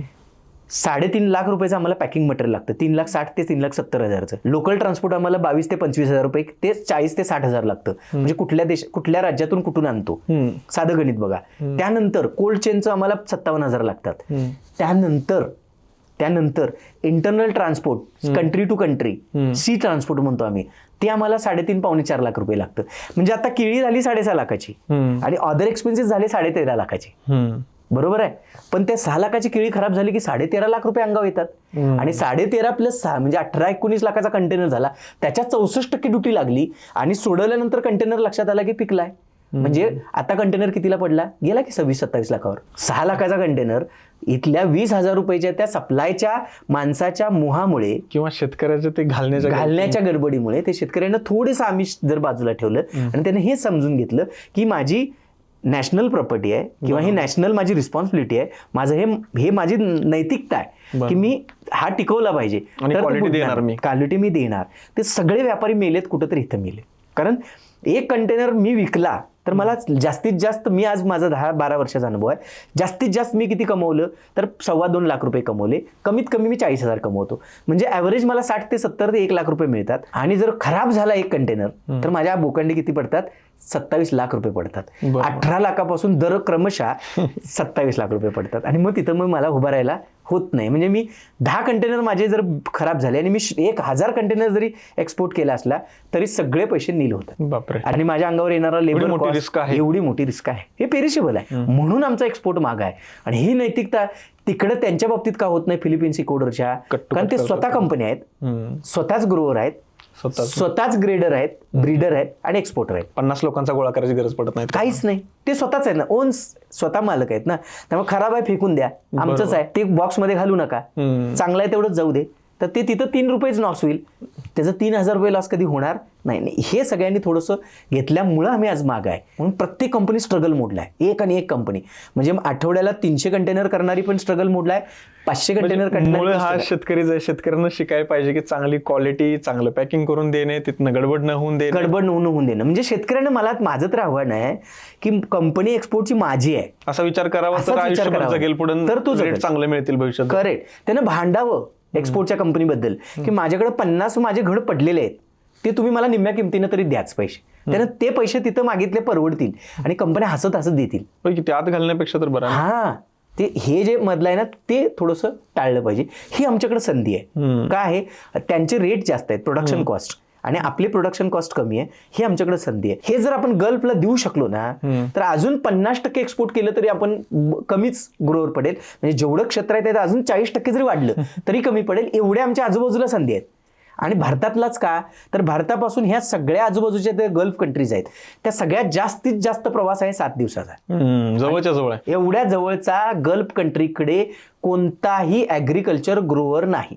म्हणजे ॲग्रिकल्चर उत्पादक देश कोणताही गल्फ कंट्रीच्या बाजूला एवढ्या जवळचा नाही. तो आपल्याला बेनिफिट आहे, सगळ्यात मोठा बेनिफिट आहे. 5-6 दिवसात जातो कंटेनर, 4थ्या दिवशी जातो, 3ऱ्या रात्रीला नाईटला लागतो. आज दुबईला गेला 3री नाईट, इराणला गेला तर 7वी नाईट, ओमानला गेला तर 7वी-8वी नाईट, जास्तीत जास्त 7 किंवा नाईट. एक्सप्रेस किंवा डोमेस्टिक, म्हणजे छोटी शिप गेली तर 7वा दिवस, एक्सप्रेस गेली तर 5वा दिवस. प्रत्येक जास्तीत जास्त तुम्ही अगदी आता रशियाला चालू झालं, लोकांनी घेतलं. आता रशियासारखं एक्सपोर्ट मार्केट एक्सप्लोर केलं आम्ही. त्यांची एका पोर्टची डिमांड काय आहे बघितली का आपण? एका पोर्टची आठवड्याची डिमांड, एका पोर्टची काय म्हणतो मी, आठवड्याची डिमांड 2610 कंटेनरची आहे एका देशाची. एवढी डिमांड आहे. फक्त पोचायचं काय, त्यांचं पोर्ट टाइम, आमचा शिपिंग टाइम 38 दिवसाचा आहे. 38 दिवस लागतात तिथं पोचायला. आमची केळी टिकायला पाहिजे, ती टिकत नाही. मग त्याचे अनेक कारण आहेत. कारण काय आहेत तर आमच्याकडे ऋतुचक्र आहे. ऋतुचक्रामुळे आमच्या केळीमध्ये शुगर जास्त बनते, रिकव्हरी जास्त आहे, शुगर जास्त आहे, फळामध्ये साखर जास्त बनते. साखर जास्त बनल्यामुळे लवकर डिकम्पोज होते, लवकर पिकते, लवकर डिकम्पोज होते, शुगर स्पॉट लवकर येतात, खराब लवकर होते, देठातनं लवकर तुटते. तुलनेनं इक्वाडोर, फिलिपिन्स स्वतः कंपन्या आहेत, स्वतः ग्रोअर आहेत. त्यांनी काय केलं, रोपापासून रोपाचं अंतर वाढवलं, सरीपासून सरीचं अंतर वाढवलं, लाइटनिंग इफेक्ट वाढवला, आणि केळी जी 11 महिन्यानं हार्वेस्टिंग होते, 3.5 महिन्यानं होते, ती 7.5 महिन्यावर आणली. प्रॅक्टिस आणि नेचर दोन्हींचा कंबो केला, दोन्हींचं घेतलं. म्हणजे हे वाढवलं, डिस्टन्स वाढवला. त्याचबरोबर डिस्टन्स बरोबर काय केलं, प्रॅक्टिस चेंज केली. प्रॅक्टिस म्हणजे काय केलं, आता माझ्याकडे किती फळं आलेत, मग 270 फळं आलेत, 270 आणि 12 फणे आलेत, 14 फणे आलेत. मी त्याला थिनिंग करत करत करत 7च ठेवणार. आता 7च ठेवल्यामुळे जो घड मला 13 आठवड्याने पिकणार होता किंवा तयार होणार होता, तो माझा 7व्या-6व्या आठवड्यात पिकायला, म्हणजे तयार व्हायला लागला, 9व्या आठवड्यात तयार व्हायला लागला. जसं तुम्ही द्राक्षामध्ये बघितलं असेल, पूर्वी 120 घड असायचे एका वेलीवर. नंतर थिनिंग करत करत करत करत करत लोक खाली येत येत 40 वर आलेत. शेवटी 40 वरचं एक्सपोर्टला गेलं. 120चं एक्सपोर्ट होत होतं का? नाही. एक्सपोर्ट क्वालिटी, किपिंग पण नव्हते आणि साईज पण नव्हता. 12 mm वर मनीच जायचं नाही. बारीक बारीक बारीक बारीक बेरी असायच्या. 20-22, आज 20-22, 24 पर्यंत गेले लोक, आणि लोक पसंत करायला लागले. आज ज्या 57-58 बेरीज आहेत, ज्या थंड प्रांतात येतात, त्याच्या तुलनेत आमची ग्रेप्स ही बेरी म्हणून ती टेबल फ्रुट्सला गेली आणि मग कुठंतरी त्याच्यात मुवमेंट झाली. तशी केळीमध्ये फिजिओलॉजीप्रमाणे जर विचार केला, शरीरशास्त्राचा अभ्यास केला, तर केळी हे वार्षिक पीक आहे आणि ते कंदामध्ये जेवढं साठवतं 7 महिन्यात तेवढंच तुम्हाला नंतर वर्ग करून देतं. तुम्ही 12 फण्या ठेवला तरी घड 30-32 किलोचा, आणि जर का तुम्ही 7 फण्याने 8 फण्या ठेवला तरी घड 30 ते 32 किलोचा. फरक पडतो 2 नाही तर 2.5 किलोचा. पण त्या 2.5 किलोमध्ये माझी केळी 1 महिना आधी आली. 1 महिना आधी आल्यामुळे त्यात साखर बनलीच नाही. साखर न बनल्यामुळे मी 50 दिवसाचा प्रवास करू शकतो. पण जास्त मिळणार 100%. आता का तर गल्फ कंट्री आणि एशियन म्हणजे युरोपियन कंट्रीमध्ये गोड गोष्ट खाल्लीच जात नाही. आम्हाला वाटतं माझी केळी गोड, पण ती लोक म्हणतात आम्हाला गोड आवडत नाही. कारण मी अनुभवलंय 2014ला जेव्हा आम्ही एक्सपोर्ट चालू केलं, इराणमध्ये आम्ही एम्बेसी मधनं परमिशन घेऊन पिकवून आम्ही 2 कंटेनर प्रत्येक मॉलच्या समोर, मोठ्या मोठ्या सुपर मार्केटच्या समोर मोठ्या अंब्रेला खाली केळी पिकलेली आम्ही फ्रीमध्ये वाटायचो. Indian sweet banana. ती यायचे, नाक मुरडून जायचे. अरे इच्छा म्हणजे नाक का मुरडतात? तेव्हा आम्हाला लक्षात आलं, आम्ही जेव्हा ओपिनियन घ्यायला चालू केलं की तुम्हाला काय आवडलं नाही, तर ते म्हणायचे की आम्हाला गोड आवडत नाही हो. बरोबर. आणि आम्ही तिलाच ताकद म्हणायचं, आम्ही छाती टोकून म्हणायचं आमचे स्वीट बनाना. आम्ही तो बोर्ड काढून टाकला. म्हणजे ही आमची दुर्बलता आहे. हे आम्हाला कधी कळलं जेव्हा त्यांच्याकडे आम्ही पोहोचलो. तर ही फीडबॅक न कळलं. तसं स्ट्रेंथ काय होऊ शकते, तर लोएस्ट शुगर आली की नाही की केळी पिकत नाही. आता केळी या शेतीविषयी आपण बोलूया, हार्डकोर शेतीविषयी. म्हणजे शेतकऱ्यांनी केळीची शेती कशी करायला पाहिजे किंवा कोणत्या ऋतूमध्ये लावायला पाहिजे, थोडंसं डिटेलमध्ये जाणून घेऊया एक अर्ध्या पाऊण तासात. केळीमध्ये जर बघितलं तर भारत हा देश बघितला तर याला ब्रह्मदेश म्हणतात. ब्रह्मदेश म्हणण्याचं कारण आहे की इथं ऋतुचक्र आहे. जगभरामध्ये असं फार कमी आहे. आफ्रिकेमध्ये काही झोन आहेत आणि त्यानंतर एशियामधला हा सर्वात मोठा झोन आहे. मोठा मी विचार केला ज्याच्यामध्ये भारत, पाकिस्तान, अफगाणिस्तान, म्हणजे भूटान, नेपाळ हा प्रांत येतो सगळा. आणि त्यातल्या त्यात पठारी भाग म्हणून भारत आणि पाकिस्तान आहे की ज्याच्यावरती 3 ऋतू समान रूपामध्ये डिस्ट्रीब्यूट होतात, म्हणजे विभागले जातात. आणि त्याचा फायदा होतो की एक ऋतुचक्र नावाची प्रक्रिया इथं आमच्या देशामध्ये पाहिली जाते. आणि याचा फायदा काय होतो तर कोणताही रोग, कोणतीही स्थिती ही दीर्घकाळ राहत नाही. दीर्घकाळ न राहिल्यामुळे आपल्याला सगळ्यात मोठी संधी आहे की आपले प्रोडक्शन कॉस्ट कमी आहे. का आज जर एखादा रोग आला, जसं मी मगाशी म्हटलं की फिलिपिन्स, इक्वेडॉर हे जगातले 2 मोठे दावेदार देश आहेत निर्यातीमध्ये केळीच्या, पण ती लोक 45 पासून क्रमशः 63 फवारण्या घेतात तेव्हा त्यांची केळी पिकते, म्हणून त्यांची प्रोडक्शन कॉस्ट हाय आहे. आम्ही किती करतो वर्षात 2 नाही तर 3. तरी देखील आम्हाला थकवा येतो. म्हणजे केळीला फवारणी करायची का इतकी भीती वाटते, आणि केळी मग परवडेल का याची पण भीती वाटते. मग ही जर तुलना घेऊन आपण भारतात जर गेलो पुढे, तर संधी मी तुम्हाला मगाशी सांगितली की खूप मोठी संधी आहे, भयंकर मोठी. पण ती संधी एका कंपनीची, एका देशाची, एका शेतकऱ्याची किंवा गटाची नाही आहे. ती सामूहिक संधी आहे. केळीमध्ये सामूहिक संधी, केळी नाही सगळ्यात केळीमध्ये आहे, भाजीपाल्यामध्ये आहे, इतर फळांमध्ये आहे. सामूहिक संधी आहे. ही सरकारांनी पण संधी म्हणून घ्यावी, गव्हर्नमेंटने पण संधी म्हणून त्याला स्वीकारावं, सामुदायिक संस्थांनी पण त्याला संधी म्हणून स्वीकारावं, शेतकरी गटांनी पण त्याला सामुदायिक संधी म्हणून स्वीकारावं. त्याचबरोबर ॲज अ फार्मर मी स्वतः म्हणून सुद्धा स्वतःमध्ये एक नॅशनॅलिटी, मी एका देशाचा एक नागरिक आहे आणि माझी जबाबदारी आहे की माझ्या उत्पन्नाबरोबर देशाचं उत्पन्न वाढवलं पाहिजे. आणि त्यासाठी मला सामूहिक प्रयत्न केले पाहिजेत, सामाजिक प्रयत्न केले पाहिजेत, आणि एक नैसर्गिक प्रयत्न जो की मी निष्ठावंत म्हणून एक चांगला शेतकरी की अशा पद्धतीची केळी पिकवणार हे केलं पाहिजे. आणि मग ती संधी असेल तर काय आहे तर एक्सपोर्ट वाईल्ड आहे, देशामधलं डिमांड वाढतीये. मगाशी आपला एक विषय राहिला की 18 ऑक्टोबरला केळीचे रेट पडले का, जे 5 वर्षात पडले नव्हते अचानक का पडले. त्याचं कारण ठरलं की नॉर्थ इंडियात आलेला रिटर्न मान्सून, आणि रिटर्न मान्सून मधले वरची 7 राज्य पाण्याखाली होती, आणि या 7 राज्यामध्ये पाण्याखाली गेल्यामुळे तिथलं जीवन विस्कळीत झालं आणि अचानक जी सप्लाय चेन होती ती डिस्ट्रॉय झाली. म्हणजे ट्रान्सपोर्ट बंद पडलं, डिमांड बंद पडली, लोक सावरण्यामध्ये गेली. आणि एकदा का डिमांड बंद पडली आणि बफर कुठल्याही गोष्टीचा स्टॉक आला मार्केटमध्ये की मग व्यापारी चेन ऍक्टिव्ह होते, आणि झालेलं नुकसान, आलेली संधी, ह्या संधीतनं मग ते 22, 24, 28 रुपयावरची केळी त्यांनी अंदाज घेऊन बघितला, 22ला मागितली तरी शेतकरी देतोय म्हटल्यानंतर 12ला मागितली तरी शेतकरी देतोय म्हटल्यानंतर 6वर आणली. ही काय होती संधी होती. जसं सप्लाय चेनची संधी आहे, जादा झालं ते किती जादा होतं ह्याला किंमत नाही, ते जादा झालं की मग अंदाज मिळतो, आणि अंदाज मिळाला की संध्या वेगवेगळ्या निर्माण होतात. तसं भारतातल्या शेतकऱ्यांनी आपली एक सस्टेन मॉडेल म्हणून जर केळी करायची असेल तर मी काय म्हणेन की भारत हा खरंच ब्रह्मभूमी आहे. याच्यासारखं वातावरण जगभरात कुठेही नाही आहे. जिथं जिथं आहे तिथं पण काही लूप होल्स आहेत, पण इथं काहीच नाही आहेत. आणि याला जर आपण केळी शेतीमध्ये कन्वर्ट करायचं असेल आणि चांगली, तर कुणाकडे संधी आहे. देशाचा अभ्यास केला तर बघा, एक नंबरची केळी कुठं उत्पादित होऊ शकते, तर भारताचा पूर्ण अभ्यास केला तर सगळ्यात नंबर 1-2 राज्य आहेत. एक आहे मध्य प्रदेश आणि दुसरं आहे महाराष्ट्र. आता ही 2च राज्य का दावेदार आहेत? कारण ह्या दोन्ही राज्यांमध्ये किमान 8 आणि कमाल 11 असे जिल्हे आहेत या दोन्ही राज्यामध्ये, ज्या दोन्ही राज्यामध्ये समशीतोष्ण पट्टे आहेत. म्हणजे बघा की जसं जिथं तुमचं गाव आहे हा समशीतोष्ण पट्ट्यातला सुरुवातीचा भाग. म्हणजे काय, थंडीचा शेवट किंवा थंडी तिथे येऊन दम टाकते. ठीक आहे, पाऊस पण तिथे येऊन दम टाकतो. अशा दोन्ही दम टाकणारा झोन म्हणून त्याला आपण काय म्हणतो, समशीतोष्ण पट्टा. जिथं अति थंडी नाही, अति ऊन नाही, अति पाऊस नाही, असे पट्टे. आमचा हा पश्चिम महाराष्ट्र आणि पूर्व महाराष्ट्राचा मधला भाग म्हणजे कुठला, नगर, पुणे, सोलापूर, सांगलीची पूर्व भाग सांगली, तसंच बिजापूर, बागलकोट करत करत करत खाली अगदी कर्नाटकचा पूर्व पट्टा आणि आंध्राचा पश्चिम पट्टा, इथपर्यंत हा पट्टा. हा जो पट्टा आहे समशीतोष्ण पट्टा आहे. तसाच एक ह्याच्यामध्ये मध्य प्रदेशमध्ये निमाड प्रांत आहे. ह्या निमाड प्रांत जो आहे तो नर्मदा मैयाच्या एक बाजू आणि इकडनं तापी मैयाची दुसरी बाजू, ह्या दोन्हींच्या मधला तो प्रांत, हा निमाड प्रांत. हा एक प्रांत आहे. हा 2 प्रांत असे दावेदार आहेत. ह्या प्रांतामध्ये 365 दिवस केळी येऊ शकते. कधीही लावू शकतो आपण. हे 2च प्रांत आहेत. पण तरी देखील जळगाव दावेदार आहे, बुऱ्हाणपूर दावेदार आहे, नंदुरबार दावेदार आहे. बघा, कामरेज सुरत जिल्हा दावेदार आहे. पुढे आणंद डिस्ट्रिक्ट दावेदार आहे. सोलापूर पण वाढतोय आता. सोलापूर नैसर्गिकच आहे. म्हणजे जर निसर्गानेच त्यांना वरदान दिलंय, कारण तो समशीतोष्ण पट्ट्यातच आहे. ते पट्ट्यात नसताना दावेदार आहेत. हे बाकीचे पट्ट्यात नसताना दावेदार आहेत. म्हणजे जळगाव ह्या पट्ट्यात आहे का, तर नाही. पण तो दावेदार आहे. का दावेदार आहे? कारण भारतातलं सर्वात जास्त प्रोडक्शन करणारा जिल्हा म्हणून विचार केला तर जळगाव आहे नंबर 1ला.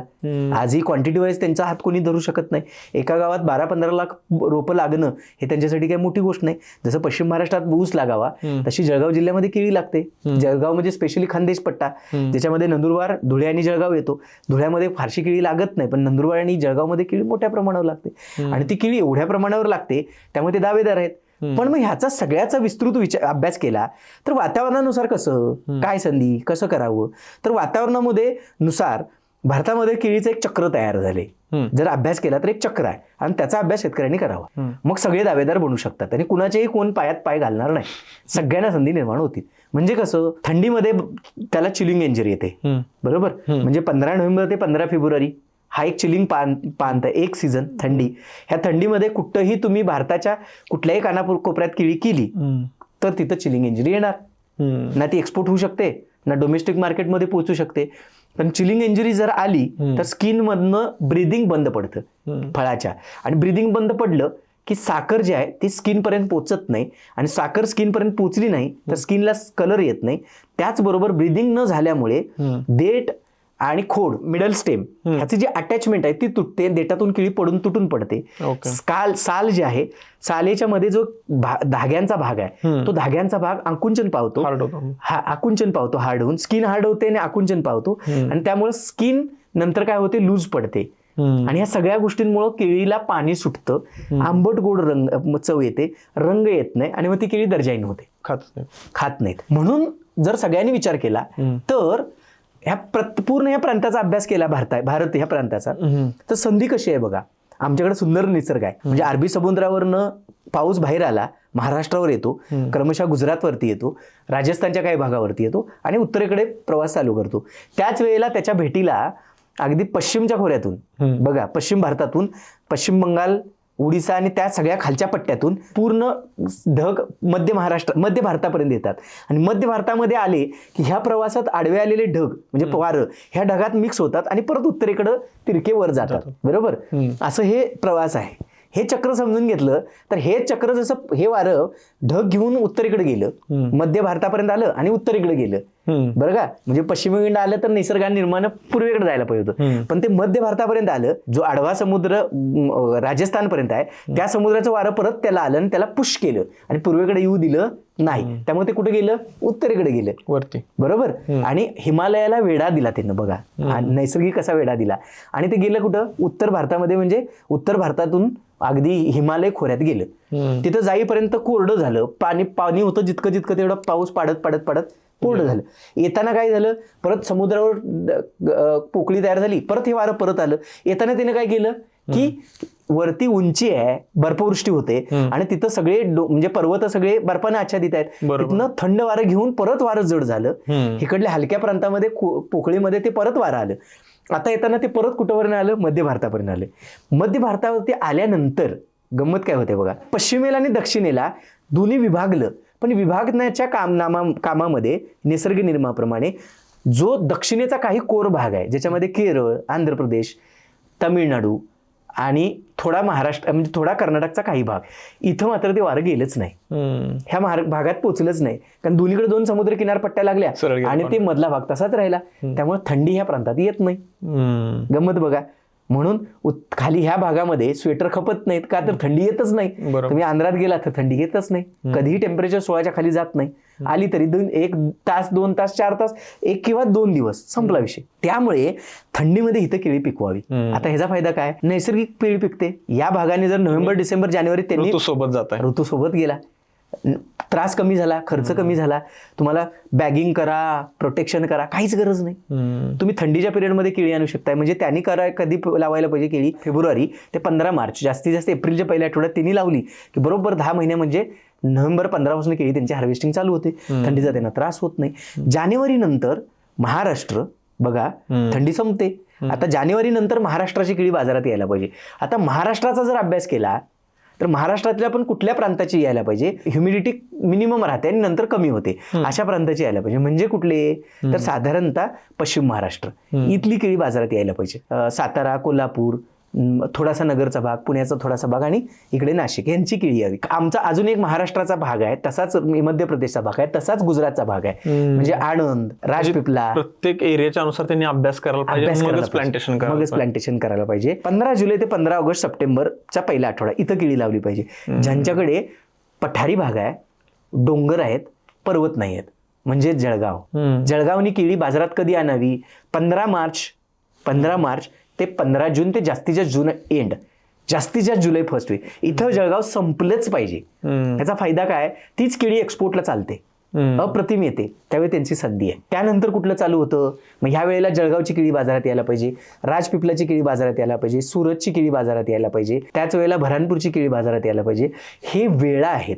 आणि त्यानंतर जळगावमधला काही भाग म्हणजे चोपडा प्रांत, जिथं कांदे भाग लागला जाते, म्हणजे 15 ऑगस्ट ते 15 ऑक्टोबर 15 नोव्हेंबर ह्या वेळेला कुठली कुणाची केळी बाजारात आली पाहिजे, तर सगळ्यात पहिला नांदेड बघा, हा पठारी भाग आला. हा कुठला आला, पठारी भाग. नांदेड यायला पाहिजे, अमरावती यायला पाहिजे, बुलढाणा यायला पाहिजे.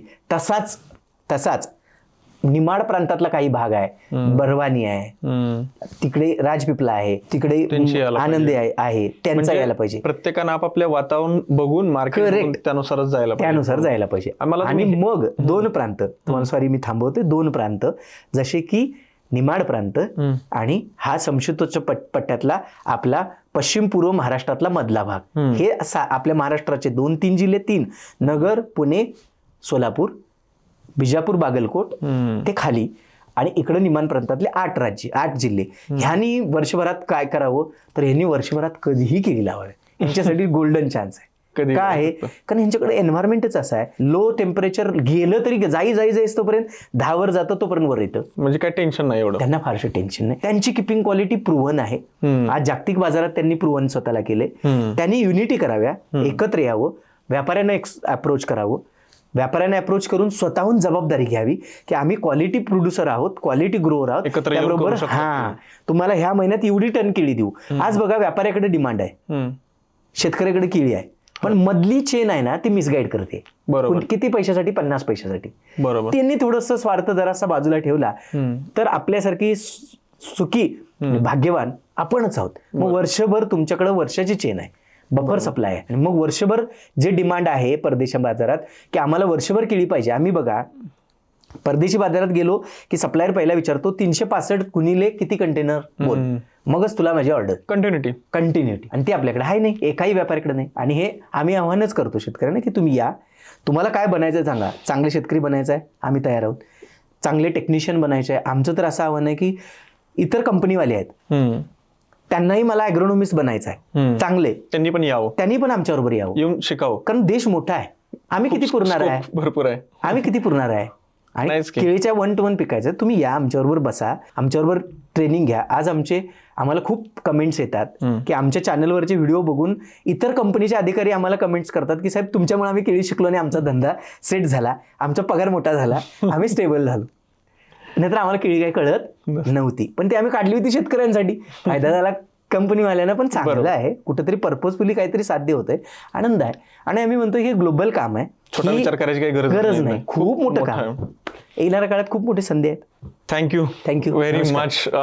सगळ्यात महत्वाचं की एवढी मोठी चर्चा मला वाटतं मी लई दिवसातनं केली आणि तुमच्यासोबत बोलाल तेवढं कमीच आहे असं मला वाटतंय. मित्रांनो, मला कमेंटमध्ये नक्की सांगा की सागर सरांच्या सोबत अजून कोणत्या कोणत्या विषयावर चर्चा करायला पाहिजे. आनंद. आणि सर तुम्ही वेळ काढून इथंपर्यंत आला, कोल्हापूरवरून सकाळी निघला, इकडे संध्याकाळी आला, रात्रीच्या आता 9 वाजले तरी पण तुम्ही अजून एवढी एनर्जी आहे तुमच्याकडे.